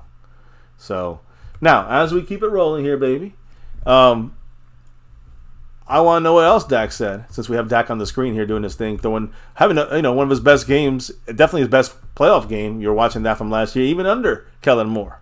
That's why Dak is so good. He can adjust. 'Cause, he's been through everything. Through Kellen Moore, Lenahan, and bad offensive lines and lack of receivers out there through his 8 years here, through his 7 years now. He's getting the best of all worlds with McCarthy, with the coaching, McCarthy, and the receivers. I love it. And I much love to Mr. Jason Renfro, who dropped that $2. I'm sorry, the $4 Dak drop. Yeah, we got some Dak representation. Is that a takeover on the board? If I'm not mistaken, I do believe so, but I need to confirm it here. Okay, because officially, yes, it is Jason Renfro. He's taking it over again. Please give some love to your new stream boss. Boom, just like that, Marco Seppian gives it over to Jason Renfro, now in 6th place on the overall board, right behind Clark, Mother Uncle Kent, and in front of Brandon James right there in 7th place. Roger That Asher in 4th. Stubby and A. Lavelle in 2nd, and 1st, John Montgomery rocking the top spot currently. So anyways, much love, congrats, and go Cowboys there. And he's repping Dak. As we say Dak, what did Dak say? There's a lot of force that's telling us, go to Dak. Yeah. So, again, like I said, I just wanted to finish what he was saying as far as the offense and McCarthy. He said it's a credit to McCarthy. Taking the plays we've been great at over the years, mixing it in to get that Texas coast has been awesome. But he says it really has been. It's easier for me to train in that sense and listen to my feet and practice. Practice pays off when you get into the game because it's almost a rhythm and it's almost a dance. It's been great. So he's dancing and rhythm is going well with the receivers and McCarthy, the timing, and that's that footwork that we talked about. Romo talking about. You've talked about it now. Dak's talked about it. You can't beat that with a bat. And thank you, John Montgomery. He dropped a $5 on it. Can't beat that with a bat either, by the way. Jason ran for the 95 points on the stream boss, but John Montgomery in 1st place on the overall board with the 5 on it. What did the man say? This ain't Dak's team anymore. It's Micah Parsons' team now. I said that. Future left tackle. I say this. The future, not the future left tackle. The future LT. Oh, sorry. Lawrence Taylor. Every time I see LT, I'm sorry, guys. I'm not thinking about Lawrence Taylor. I'm thinking. Well, I saw Lawrence Taylor, so I know. Positions. But the thing is, John, I said this offseason. The face of this team, it's not offense anymore. It's defense. And even though Dak's the leader, the face of the quarterback spot, the most loved position, Micah is the face of the team. That's the true face of the team for the fans that know. It's not Dak. Dak's a leader. Dak's the offensive leader, no question, no doubt, and he's one of the leaders of this team. But Micah Parsons, to me, is truly what we're going with this team going forward. He may be the leader in waiting, but I agree with. I'm more someone who thinks that Micah is taking over this thing and doing it in a respectful way, but in a dominating way. Even Dak can't really say anything about this. In the end, we have an offensive leader in Dak, a defensive leader in Micah, but the true representation of this team is Micah Parsons. That's what it's become. It used to be, and yeah, no offense to Dak, it used to be Dak, high-flying, throwing the ball, the quarterback, the offense. Nah, no more. Offense just needs to do enough to not make mistakes and to be efficient, and that's what Dak is doing a great job at doing that. You can't throw in there Cooper Rush and expect the same thing. Dak can do this. Cooper Rush won't be as efficient in this. We saw this last year. He was horrible. Cooper Rush was horrible last year. Have a great night, Stubby. Thank you so much. Much love, Stubby. 2nd place on the board with the big Tony Pollard holla right there. Yeah, he said our defense is scary and makes me a little scared to watch it sometimes. I mean, it is excited and scared. It's impending doom for the opponents. I haven't seen one defense really truly do that consistently except for us, and I haven't seen that since I don't think I've ever seen that for our Cowboys. I'll be honest. So, anyways, sorry, baby. I've been talking a lot. I wanted to make sure we got you got to go back to your Dak Prescott thoughts there. I know we'll get through Dak. I mean, we got through it. No, Dak's done. Yeah. No, well, then, tell me about CeeDee Lamb. I got to hear about CeeDee Lamb here. I know you said he's up next. Yeah, he really didn't say much, but what he did say was very impactful. The message that Dallas wants to send. Let me hear it. We're here to dominate. We're not here to mess around. That's it. I mean, yeah, can't beat that. I second that. This whole team's not messing around. Like you said yesterday before the game, J-Ron Kurtz doing that pregame kind of hype up. I watched the video of it. You see him saying it. I'm fuck with you. Like, fuck with you. It's yeah, I love it. I love the way intense. This team is camaraderie. This team's leaders. They're young, but they're leaders. So we hear Fantastic. straight from Zach Martin as well. And again, I know we already had this confirmed by McCarthy, but Zach Martin after the game even said, "I'll be all right. I would have stayed in there if it was a tight game." And he also followed that up today by saying, "I feel good. It just got rolled up on a little bit, is in his ankle." just being smart there at the end of the game, but I feel good. So Zach Martin looks like he'll be okay. We heard some updates on, from Stephen Jones and others that he should be good to go in this game. Mike McCarthy, he's going to be practicing, later in the week is the point. So good news there. And actually, I apologize. I did have one more CeeDee Lamb quote. Zach Martin. Well, perfect, because I popped need to. in. Zach Martin decided to say, "Hold up, I got to talk about that first." Well, again, but I got something on CeeDee Lamb right after you say it. So go ahead. And you remember how I touched on earlier how Dak praised CeeDee Lamb and said, CeeDee Lamb is like the number one receiver guy, right? Like, love him. He's on his way there. CeeDee Lamb said, I know what I'm capable of doing and the things I'm pretty good at. The show ain't over. I'm still going. Week in and week out, I'm proving it to myself and proving it to my guys that I'm one of those number ones also. And I think he's not only shown it for the Cowboys, he's the number one. He's a top, would you say, that's why I posted the short. I said, is he a top 5 receiver in the NFL? He's creeping up. He's creeping and crawling up that ladder for sure. When you look at CeeDee Lamb yesterday, baby, he caught 11 passes of 13 targets. Targeted 13 times, caught 11 of those for 143 yards.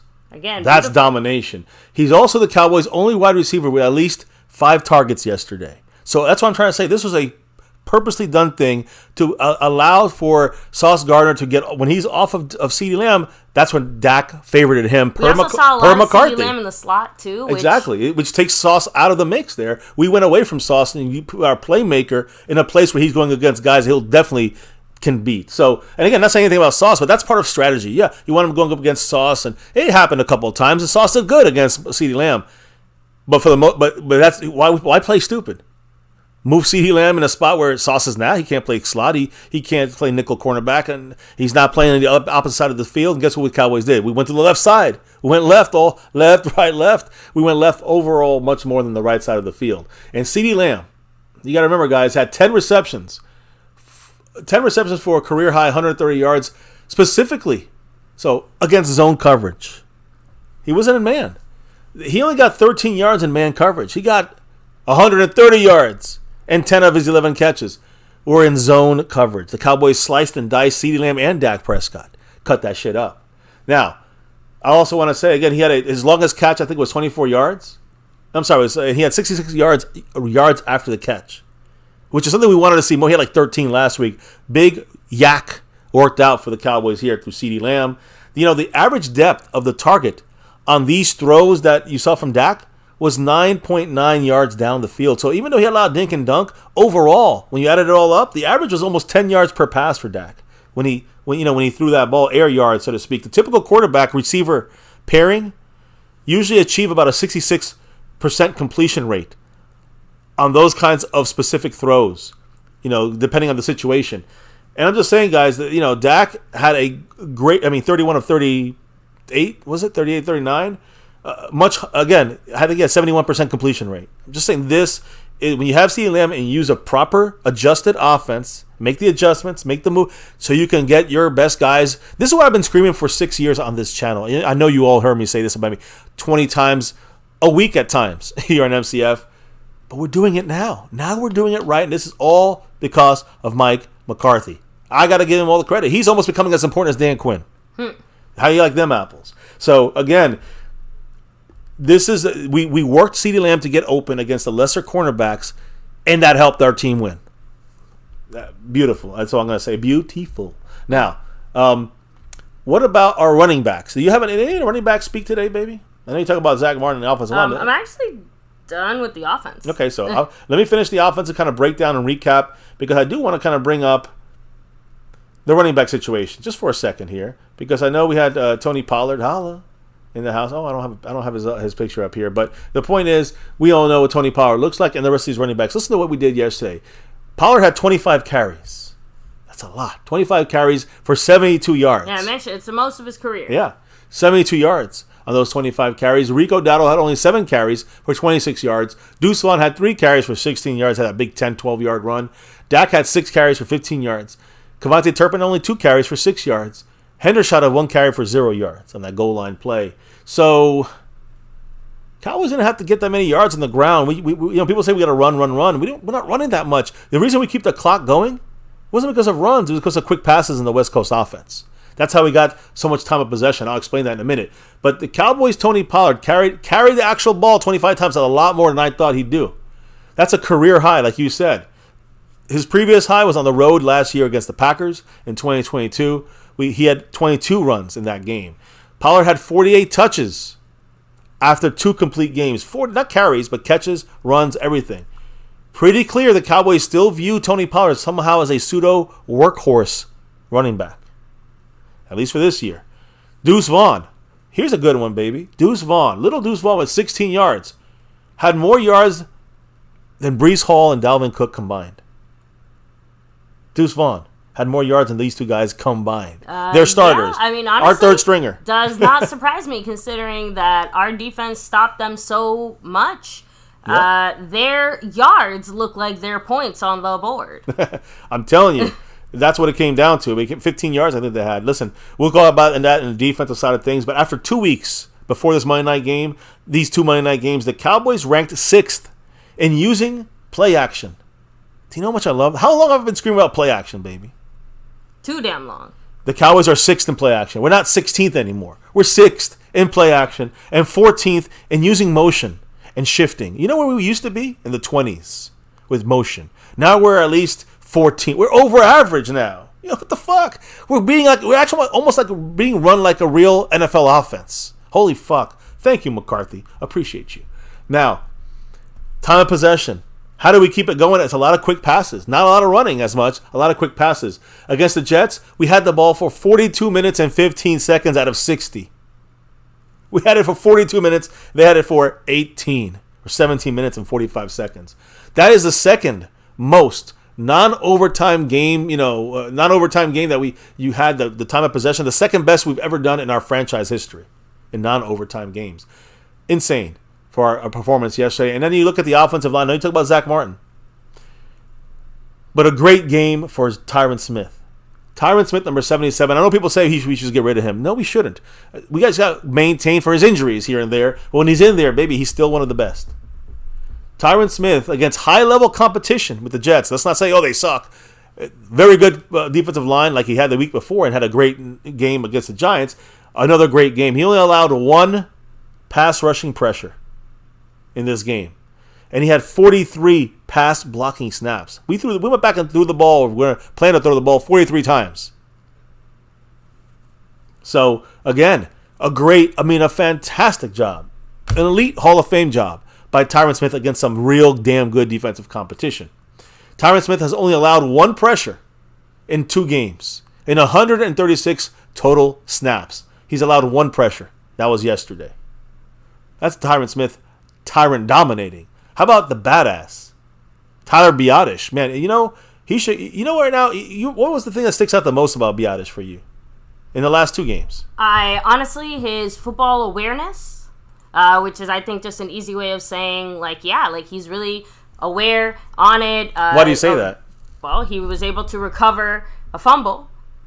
And I'm pretty sure, didn't he do that in week 1 too? Yep. Right? So he did it against. Again, yeah, he did it against both guys. He's watching that ball like a hawk. He's like, that's my baby. Tyler Biadasz always. I don't know if you know this, but when I play football, the center has to kind of always is kind of following the ball because they have to grab the ball and set it, and they're always kind of on top of the ball. So they do actually always have an eye on the ball. Well, if we're actually going quick huddle, no huddle, the Cowboys want to get up. Tyler Biadasz is always following the ball.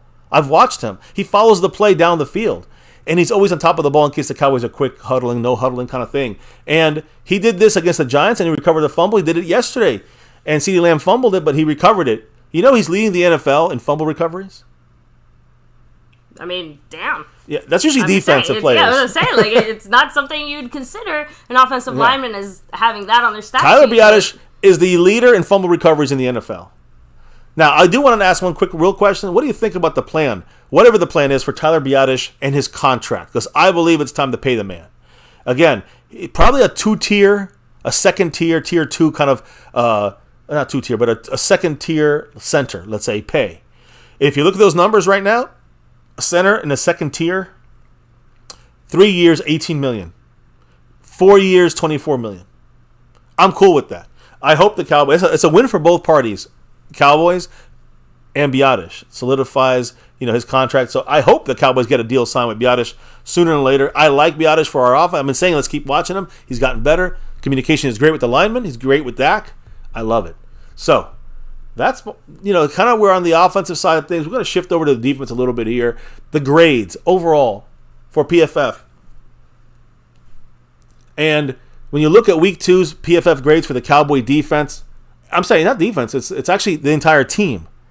I say defense because there's almost everybody here is defense in the first top 4.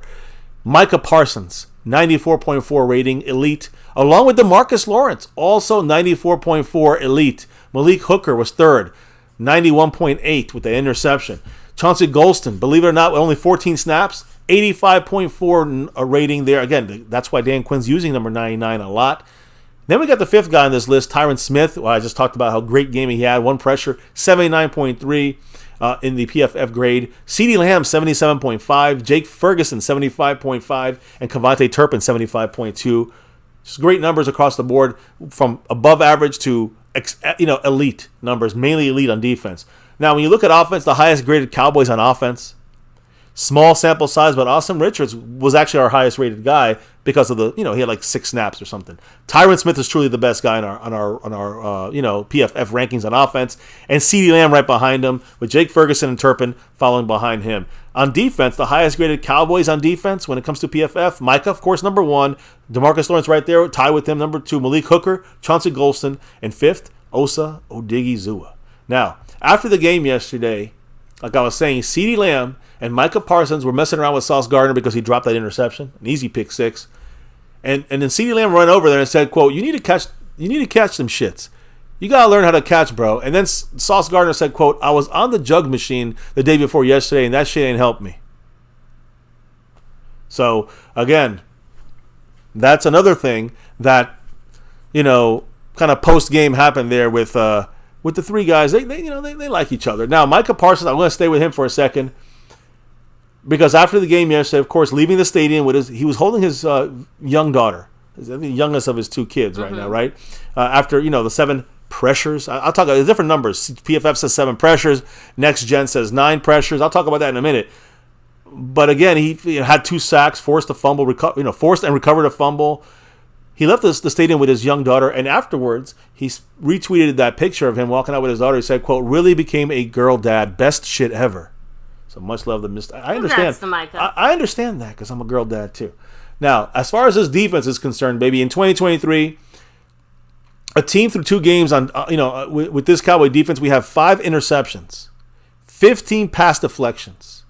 We only give up 1 touchdown this year so far. Of course, we have a bunch of other fumble recoveries. So a lot of turnovers by this defense, a lot of pass deflections that cause issues. You got to love it. In 2 games so far, this defense has less points given up, which is 10, right? We've given up 10 points so far. We have 16 tackles for loss with this defense in 2 games. 16 tackles for loss, we only give up 10 points. This is beyond domination. I just hope, the next 2 weeks should be dominating as well, so we're going to see if these things stay. But again, we've also had almost as many 3-and-out possessions as points given up. We had 6 3-and-out possessions. We gave up 10 points so far this year. Incredible numbers by our team. And think about this. Throw in there Donovan Wilson into this defense. And you're going to have to now readjust for this defense at all times. So Dan Quinn's got his adjuster there. He's got his quarterback spy. Well, Wilson is like the cherry on top we're still missing. Especially when it came to one very specific thing that happened against the Jets, which was Zach Wilson's mobility. Kind of, moving way too much, running around way more than we wanted him to see. We just didn't have the ability to have that QB spy. Yeah, not without Wilson there, not in a realistic way, not without hurting ourselves more. And now, assuming Wilson's practicing on Thursday and he's full and all that stuff, and he's going to go in this game, got to watch, Joshua Dobbs. He is a mobile quarterback that can run, similar to Zach Wilson. So keep your eye on him, Mr. Donovan Wilson, this week. Now, how about the Cowboy run defense? Wow, this is incredible, baby. Breece Hall had 9 yards rushing, no touchdowns. Dalvin Cook had 7 yards. 7 yards rushing for Dalvin Cook, no touchdowns. So Michael Carter, 8 yards rushing, no touchdowns. The team leader in rushing yards? Exactly what you just said, Zach Wilson. Yeah. He had 36 rushing yards, no touchdowns. Yeah, I said it as a joke, but okay. I'm just saying, now imagine if we had Donovan Wilson to stop that. He'd had 6 rushing yards, and the score would be, 30-7 probably. Anyways, Robert Saleh, the head coach of the Jets, said this about the Cowboys' ability to stop the run this game, which was my biggest concern. Now it's mobile quarterback. but I know we can stop the run. He said, quote, I mean, they were single high safety, and they were stacking the box, daring us to throw the football. And like I said, we had a couple of 3-and-1 opportunities. We just couldn't get that 1 yard and convert it to be able to give ourselves a chance to run the ball more. Some people are criticizing with Saleh of just not giving up on the run too early. I could probably say I agree with that too. But even trying to get short yards, you saw them struggling with the quarterback sneak. They were struggling with running backs. We did something different with this defense, and it really changed the game. The only time we struggled was with Zach Wilson, and we didn't have any defensive tackles on the knowing pass plays we were going to have. That's a mistake for a quarterback like him who could run up the middle. I would not do that with Josh Dobbs as well this weekend. So we'll see what happens. Anyways, Breece Hall, again, running backs. He was upset about usage. Somebody called out about Sauce deactivating his Twitter account. Now Breece Hall is complaining about his usage in the game against the Cowboys. He didn't get the ball that much, he felt. He tweeted 4 football emojis, which represents the number of carries that he got in the game. 4 carries for 9 yards. And he again, with the deactivation account of Sauce, and now Breece complaining about the touches on social media. Is there an implosion going on in New York? I don't know. When it comes to the Jets team, they're definitely turning on the coach a little bit there, Robert Saleh. Now, and really it's not Saleh. He's responsible. You know it is, right? Aaron Rodgers' guy, Hackett, who was fired from the Broncos in like a year. I'm just saying, this guy's having an issue out there in the world of coaching, it looks like. He might be bounced out of this thing sooner or later. When you look at the run stop, maybe DeMarcus Lawrence ranks number 1 amongst all NFL edge rushers in run defense. Number 1 in the league. It's stopping the run, DeMarcus Lawrence. When it comes to that position, 91.2 is his rating or grade. Micah Parsons is second in the NFL at 90.7. We have the best 2 run-stopping edge rushers. Run-stopping. Not just dominating on sacks and pressure and hits. Stopping the run. That's complete right there. That's complete. Now, the Jets ran just 46 offensive plays yesterday. With those 46 plays, the Cowboys defense had 3 sacks, 5 tackles for loss, 3 interceptions, a forced fumble, a fumble recovery. And we were, a graze of Micah's arm away from a defensive touchdown as well. In these 9 plays, I'm saying this, Zach Wilson's 15 incompletions. All right, in 9 of those plays, you can count there were also 2 runs. I think there were 9 runs. 2 runs for no gain from the Jets, which means 26 of their 46 plays were either outright negative plays, which is a sack, a turnover, a tackle for loss, or went for no gain. Went for no gain. That means that's like 60% of their snaps were no gain or worse. How can you even function on offense that way? Zach Wilson was 2 for 13 of passing when he was pressured, and he was pressured a lot yesterday. 2 for 13, pressured 13 times, I think, and he went 1 and 5. He went 1 completion out of 5 attempts in Week 1 against the Buffalo Bills. He got pressured 5 times with the Bills. He got pressured 13 times with the Cowboys, and he only completed 1 extra pass with us. Wilson has been the worst quarterback when pressured since entering the NFL as a rookie, and that's based off of completion percentage, YPA, right? Yards passing yard average, touchdown to interception ratio. Zach Wilson, in this game yesterday showed why he's Zach Wilson. Now, I don't know if you have some Micah Parsons. I think he spoke, right, on things. So Micah Parsons yesterday, guys, let me throw him up on the screen. Let's party with Micah here for real quick. I'll give you the Giants game, what Micah does to a defense, not just dominating it, but forcing here he's dominating it, but forcing the other guys to dominate it. Micah Parsons, next-gen stats-wise, recorded a team-high 9 pressures and 2 sacks in this game. Parsons averaged, listen to this, the quickest pass rush get-off, 0.57 seconds, half a second. The quickest one of any player in the last 2 seasons in this game, with a minimum of 20 pass rushes. He beat out Myles Garrett last year, Week 2.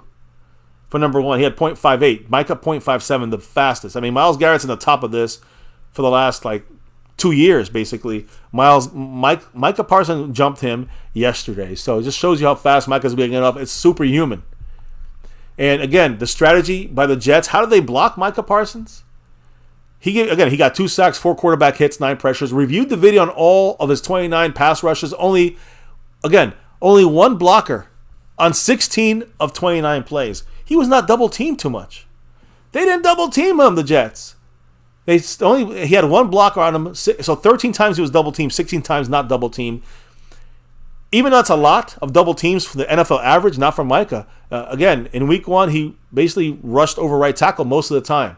This game, he was all over the place, and he attacked the left side, not just the right side. In this game, he attacked Dwayne Brown, the older, slower guy, than Mekhi Becton, who also had his issues. Brown had him 14 blocks against him. Brown and Tomlinson, the combo, had 6 blocks on him. Tomlinson and McGovern the center. In an inside rush, Micah went 4 times inside. With running back and tight end chips twice. McGovern by himself, the center, once. And Vera Tucker had a stunt block once. A play where he stunted, where Micah stunted and picked them up one time. And then Brown and Tomlinson and Carter, a triple team, happened once as well. I think I saw that one when it happened. What I'm trying to say here is they really didn't know how to stop Micah with any of their fucking guys, as you can see. Well, this is last week, but you saw that yesterday. And Micah now has 29.5 sacks, career sacks, which is already top 10 in Cowboy history. And Again, it's week 2. And it's week 2, and this is week 2 of his 3rd year in the NFL. I mean, he's only getting better as well. Micah Parsons is already top 10 in sacks in team history. He's in the league for 2 years, 2 seasons, and 2 games. He's also 5 sacks away from being 8th all-time on the list. That's coming in a couple of weeks probably. And again, he's going to represent again, I said this yesterday, who's the best ever defensive guy you could remember? And DeMarcus Ware, no. I don't think Micah's better than DeMarcus Ware. I know Micah's better than DeMarcus Ware. Randy White? Bob Lilly? Our history? I think he's the best ever we've gotten. So you're going to see Micah probably getting around 34, 35, 36 plus $1 million a year coming soon for you guys. And he's probably going to win defensive. He's going to come close to winning defensive player, maybe even MVP. I'm hearing some people talking about him. I know it's only week 2. You don't really hear many guys getting mentioned MVP. They're not quarterbacks. So even now, it's a big deal. Again, Micah, domination, baby. What did Micah say after this game dominating the New York, not just the Giants last week, but the Jets this week? As far as his mindset out there on the field, he said, quote, "I'm just hungry. It doesn't matter where I'm at, I'm coming. I don't care if I'm gassed out, my lungs hurt, it's mind over matter. Every time I'm out there, I seize every opportunity, and I take this extremely to heart. This organization has changed my life, so I'm trying to give back everything I have back to the fans and back to Mr. Jones and all my teammates." I got to give big credit to Dan Quinn for making it the way he is. He had Marinelli, he wouldn't be the same Micah Parsons. Micah was also asked, when did you know that you could take over this game? Literally, like, post-game, he was asked that, and he said Monday. So it was really right after this game that you're seeing on your screen. Basically. So it just cracked me up. Mike also said, "This is expected for where we want to go. This just means that you're improving. Finishing games, closing them out, smothering people, and not giving them that hope and dream that they can come back in this game. That's, we're playing the field as us, and I'm very happy with where we're at right now. I love it. Micah This dropping knowledge. offseason, we committed to say, we're going to make these guys catch the ball. We're going to force them to let us rush. And when we come down and set the tone and say, we're not going to let you run on us, and then go get our sacks, and that's what changes everything. To all of the teams with those game plans, come on. Run at me, run at whoever. Again, DeMarcus Lawrence and Micah Parsons 1-2 in best edge run stoppers in the league right now. Incredible. And you're hearing Micah, run at me, please do. And we did, and they did, and we stopped them. Micah said, when you're playing balanced football from offense to defense to special teams, it's extremely fun. We're having so much fun with this group. He said, I think it's a special group, and I don't think people know just how special it is yet. Well, I feel it, and I think we're going to see it as every week continues. And we got the Cardinals and Patriots up next, and then we got 2 tougher matchups of the Niners and Chargers before the bye week. I think by the bye week, we'll know what the Cowboys are going to be doing out there. People are going to start talking a little differently even than they are now about us. Micah Parsons also said, when I talk about Defensive Player of the Year, I don't look at the subject of the award. I look at the subject, and when I say I want to be the best player in the NFL, so whatever comes with that. I don't think just qualifying myself as just a defensive player. I think I'm a most valuable player. He's an MVP. That's what I vote for him, right? I think he beats any. I'd rather have him. I think most people would rather have him than a quarterback right now. Even one of the best quarterbacks out there in the league. So, I don't know. That's just me. But Micah changes the entire game. He is that kind of guy. He is that guy. Micah said that one of the things that they're doing differently as well is, quote, every game is a Super Bowl because that's how you get to the Super Bowl. So we're basically playing a Super Bowl every week, according to Micah. So, And I second that. I mean, as long as you look at it that way, you'll get to the Super Bowl and get that 6. If you truly treat every game like it's the Super Bowl, that's the way it should be. And that's it as far as from Micah. But, of course, we had other people who spoke and shared their thoughts here. Yeah, and we go into, again, defensive line. I don't know if you had Osa or Dorrance or DeMarcus Lawrence or all those guys speak. But who was it that spoke still for the team? I'm just curious who spoke. Was it a couple guys or? I have it from a couple guys right now. Jordan Lewis. Okay, so let me get to the defensive backs in a minute because that's the next thing I'm going to say here. I just want to finish up with the defensive line because when you look at the sack leaders through week 2 for the Cowboys, Micah has 3, Osa has 3, Dorrance Armstrong with 2, DeMarcus Lawrence and Golston also have 1. Micah Parsons 10 games with 2 or more sacks since entering the league. That's a record now, guys. It's the most in the NFL during that span. He just beat out Reggie White. I think he tied, but now it's 10 games with 2 or more sacks in the games. In this span, no one's ever done that. Micah Parsons just got his best PFF grade in his career against the Jets, 94.4. Micah Parsons and DeMarcus Lawrence each finished with 6 pressures against the Jets. DeMarcus Lawrence, like I said, not only dominating on the stopping of the run, but also a crazy 40. He won 47.4% of his pass rush win rate. That's even better than Micah Parsons. So DeMarcus Lawrence doing his thing. Now it's even that much more unstoppable, this defense. DeMarcus Lawrence ranks 2nd among edge rushers in pass rush win rate at 30.8. That's almost 31% of the time. It's almost Micah numbers. Micah's making DeMarcus Lawrence get Micah numbers. DeMarcus Lawrence had 6 hurries in week 2. And through the first 2 weeks of the season, Dallas's defense ranks number 1 in pressure percentage, and the Cowboys' defense ranks 2nd in contested target percentage. All these analytics, it means domination. Chauncey Golston, because of Mike and all these guys, Chauncey Golston becoming a great weapon for the Cowboys as an interior pass rusher, 2 straight games with a 20% or higher pass rush win rate. So pass rushing, Chauncey's coming on that field and being our one-tech pass rusher, it looks like. Chauncey Golston and Osa Odigizua, number 97, both rank in the top 15 in pass rush grades among NFL interior defensive linemen after 2 weeks. So we have, pass rushing-wise, Chauncey Golston and Osa are the pass rushers, right? And you have the Hankins and Mozzie as the run stoppers in those same spots when it's a definite run player short yardage. Now, when I go, again, I don't know if guys like Trayvon Diggs spoke or not, but Trayvon Diggs had a hell of a game. Yeah, he had a hell of a game yesterday. And I don't know if you're gonna go to Jordan Lewis first. I mean, I was gonna just touch on just because he had the one quote. Oh, yeah. So we're going on the defensive backs now. Now we're past the rushers, the linebackers.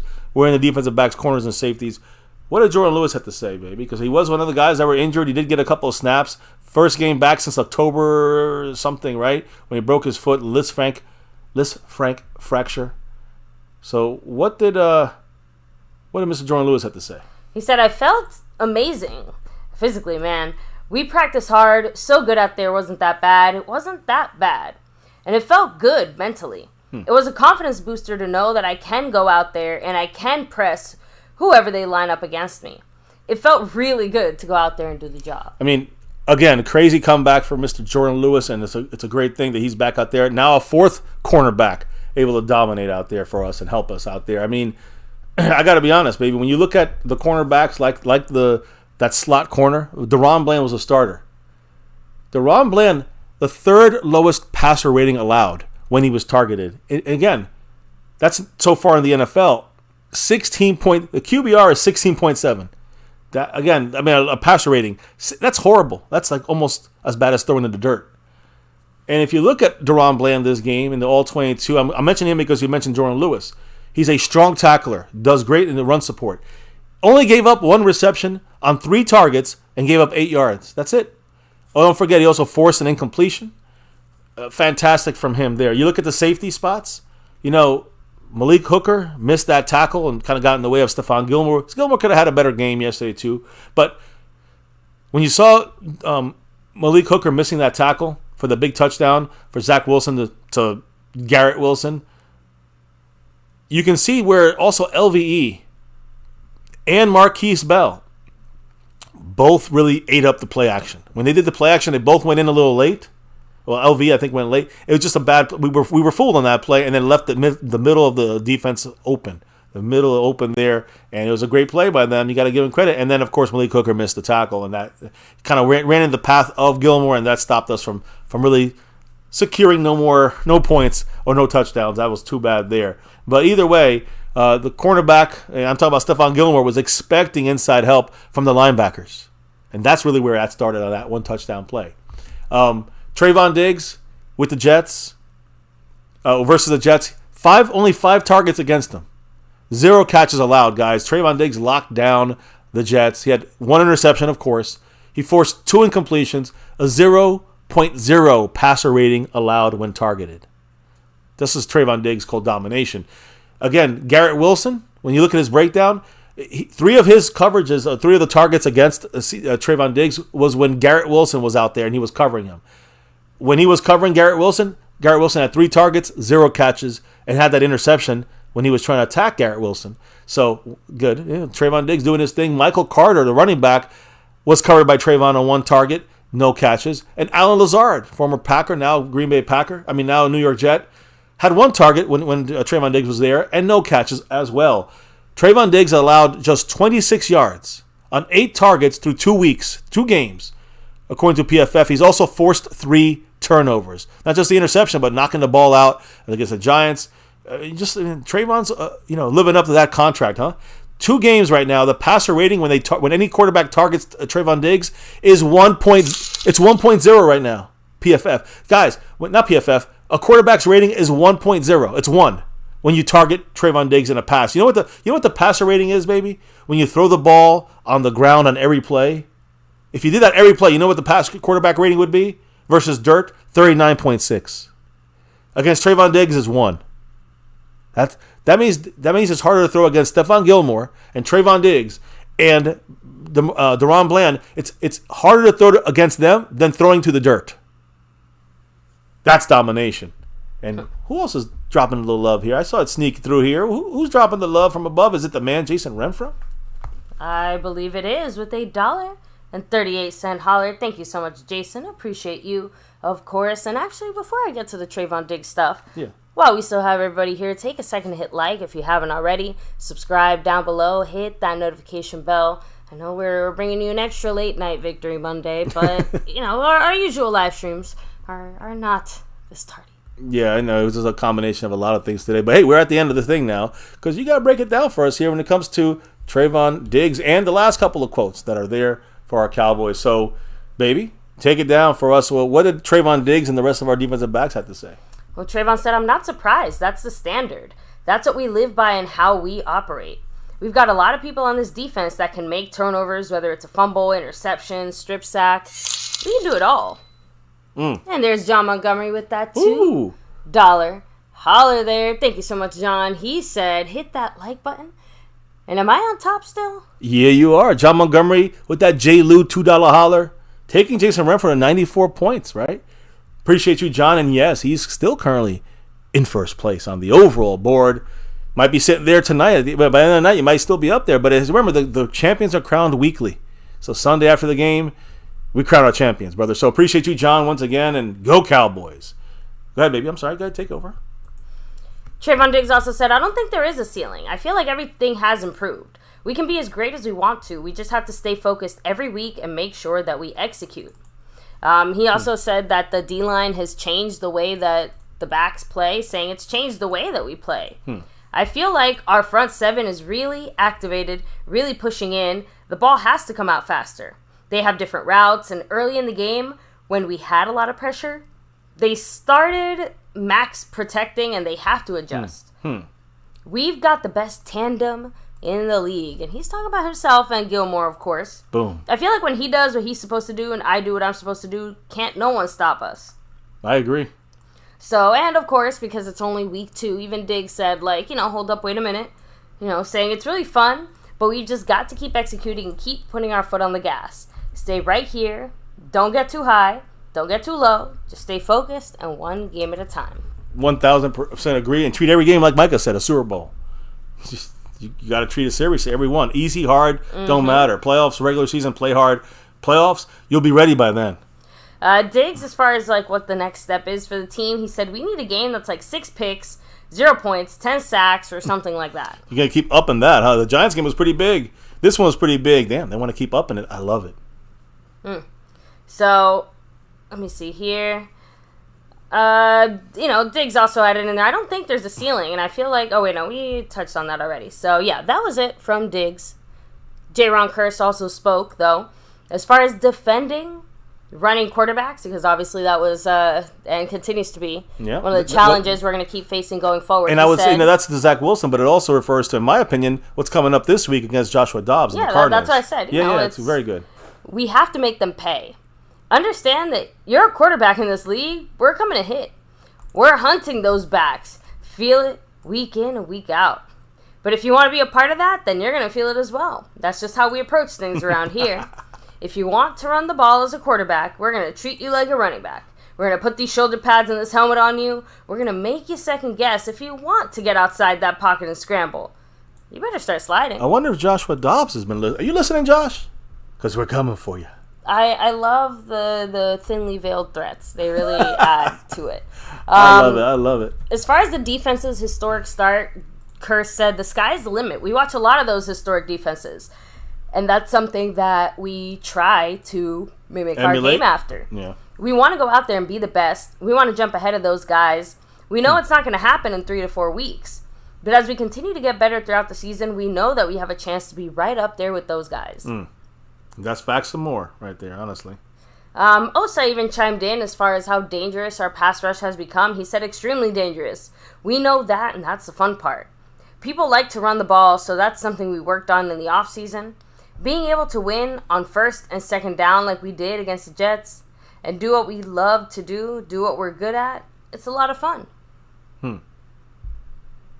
So, I mean, J-Ron Curse out there, truly another leader of our defense, don't you think? I mean, yeah. So, and that, guys, does bring us, at least on my side, to the end of the things that we needed to go over and touch on. Again, we heard from several of our players, almost all of our coaches. Yeah. I mean, we heard from. I mean, I know the coordinator spoke, but I think that's something we're going to save for tomorrow. Yeah. With the coordinators, because tomorrow, it's going to be Jerry Jones speaking, right? So the players have off tomorrow, so you probably won't hear many players, maybe some trickle down stuff, but definitely tomorrow we're going to hear from not just. I don't even think McCarthy. I don't know if McCarthy talks tomorrow. I think tomorrow. Here's the game plan and my guessing for tomorrow for our Cowboys. And I do believe that Jerry Jones always speaks, and he'll speak tomorrow as he always does on Tuesdays or Thursdays. Maybe even a little Stevie there, a little Steve Jones tomorrow. Don't think McCarthy will speak, but I'm sure that we will hear from today's conversations and plans going forward from Brian Schottenheimer, our offensive coordinator, from, of course, the man, DQ, Dan Quinn, and don't forget our special teams guy, Bones, John Fossil. So we'll be hearing from them tomorrow.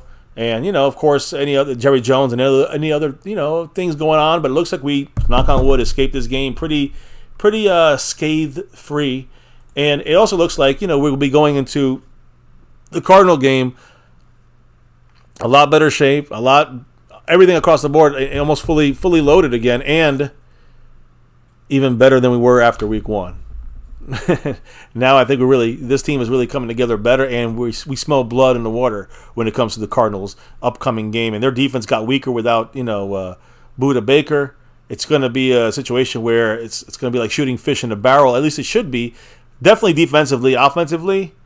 Can we do it? Can we expand it a little bit more, this offense? I think we can. We'll see. We're not playing the Jets defense. We're playing the Cardinals defense without Budda Baker. So to me, this is the week you want to attack a little more in the red zone. We shall see. But you don't want to do it in 3 weeks from now against the Niners. You don't want to attack a really good defense. You want to just wither them to death. You want to just work at them until they are withered away, and then your defense takes over throughout that game. That's what the game plan is for the Cowboys against good defensive teams, and get ready for that in the playoffs. We can win with points, and that's the goal. Can we win with points and the defense? That's going to be the combination that as we go through the season, we should see that get better.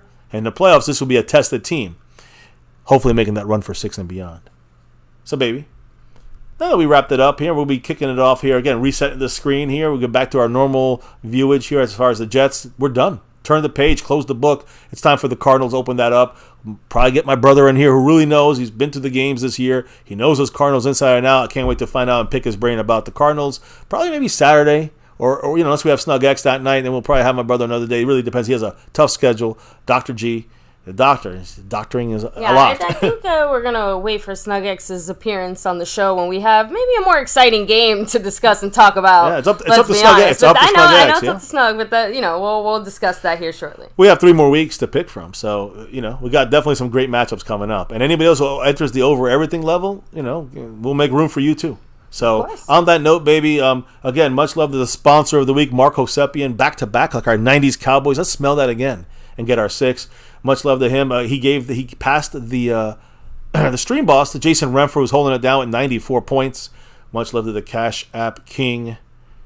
You know why he's here, baby. He's Mr. Snug X, the Cash App King, who also, of course, as we know, has doing it. This is his 6th straight dominating week for Mr. Snug X. So again, appreciate him and his continued domination of the Cash App side, the new Cash App King, for a while, right? And then we have a leader here, Mr. Roger Dat Asher. Got his first, Cowboy game. His kid was there. What a great experience, and it was for this game. Oh yeah, it was good shit. But I know that Thomas Garrett also, right, went to this game. I'm pretty sure he went for this game. I'm not sure. I know I saw the picture. So much love to those that seen it. Roger Dat, he's leading the Cash App board. When you look at the overall board, it is John Montgomery in first place. Woo. Big ups to JM John Montgomery, who's rocking the top spot this week. Coming out of nowhere. And then also, he was leading up last week, almost took it over. This week, he's already in the top spot currently. First night out of 7, right? And then we have the gifting memberships. That's truly one of the best ways to help out the channel. If you're in the membership, you can gift memberships. You can join the membership and then gift memberships however you want. But that's the way. If you want to drop love here, that's a way of doing it.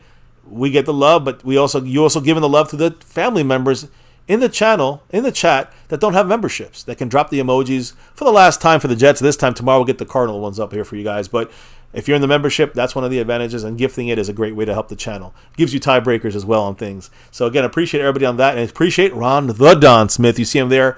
The 5 gifted membership was the big winner. Him, I think Skeptical had 1. So, Ron the Don of the gifting membership side of things. On that note, I know I went through it all, but I do want to kind of, close it out, baby. And I want to ask you a very important question. Who's in the house tonight repping that star over everything? Let's get those final shots. We got Choctaw Montana 808, Hell yeah. Double R, Fuego 2.0. Look, we better be putting up some Giants numbers on these Cardinals. Yeah, Fuego in the house. Retro Scotty, much love to you. We'll get you those predictions later in the week. Frank Moyer, much love, of course. We have God Emperor in the house. Cleveland Brown, take it easy. Ron the Don Smith, of course. Put some respect on there. Let me see. Just want to make sure I don't miss anybody. Burn Bar, much love. Burn. John Montgomery, of course, appreciate you. We have Aztec Aguilar 04 rolling through. Stoned Immaculate 2, much love. Of course, Jason Renfro. Jason. Bama fan in the house. Skeptical fan always. Staying skeptical. Always. Really hoping to see Tyler. I'll tell you. I'll give you that. C. Bass, much love. That's as far back as I can go here. So, all of you guys, seriously, huge, huge shout out. Thank you so much for joining us here tonight, baby. Yeah, I got a question for you.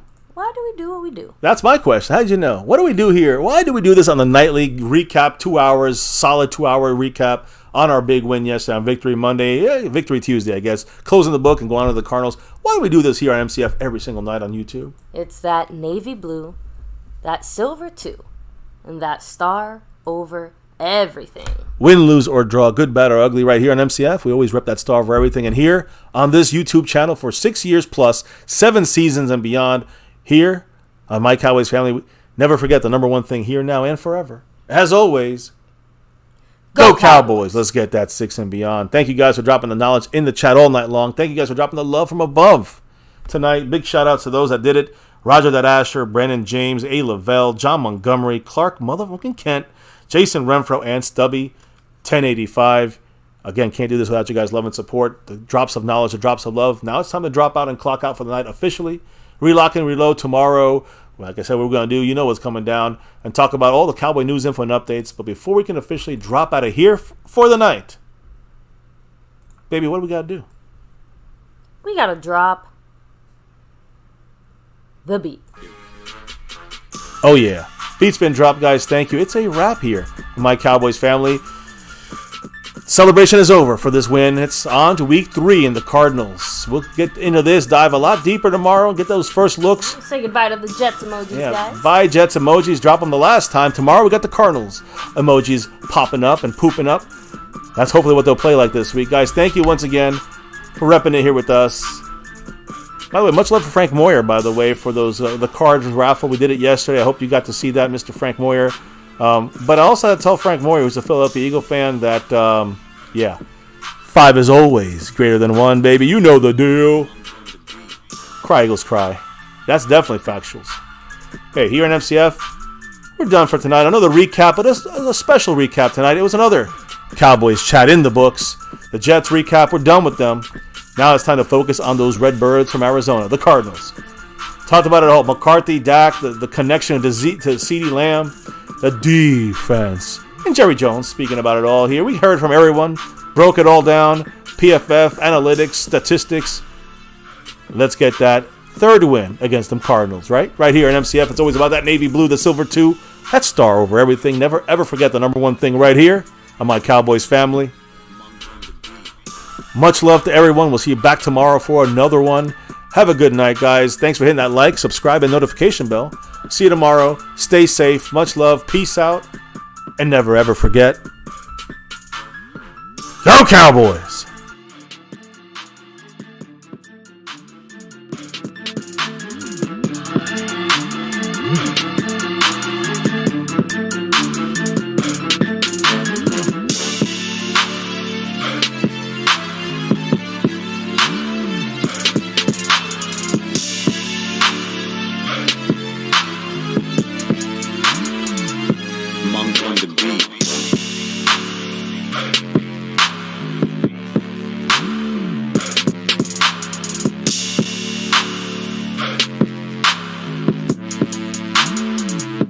Monk on the beat.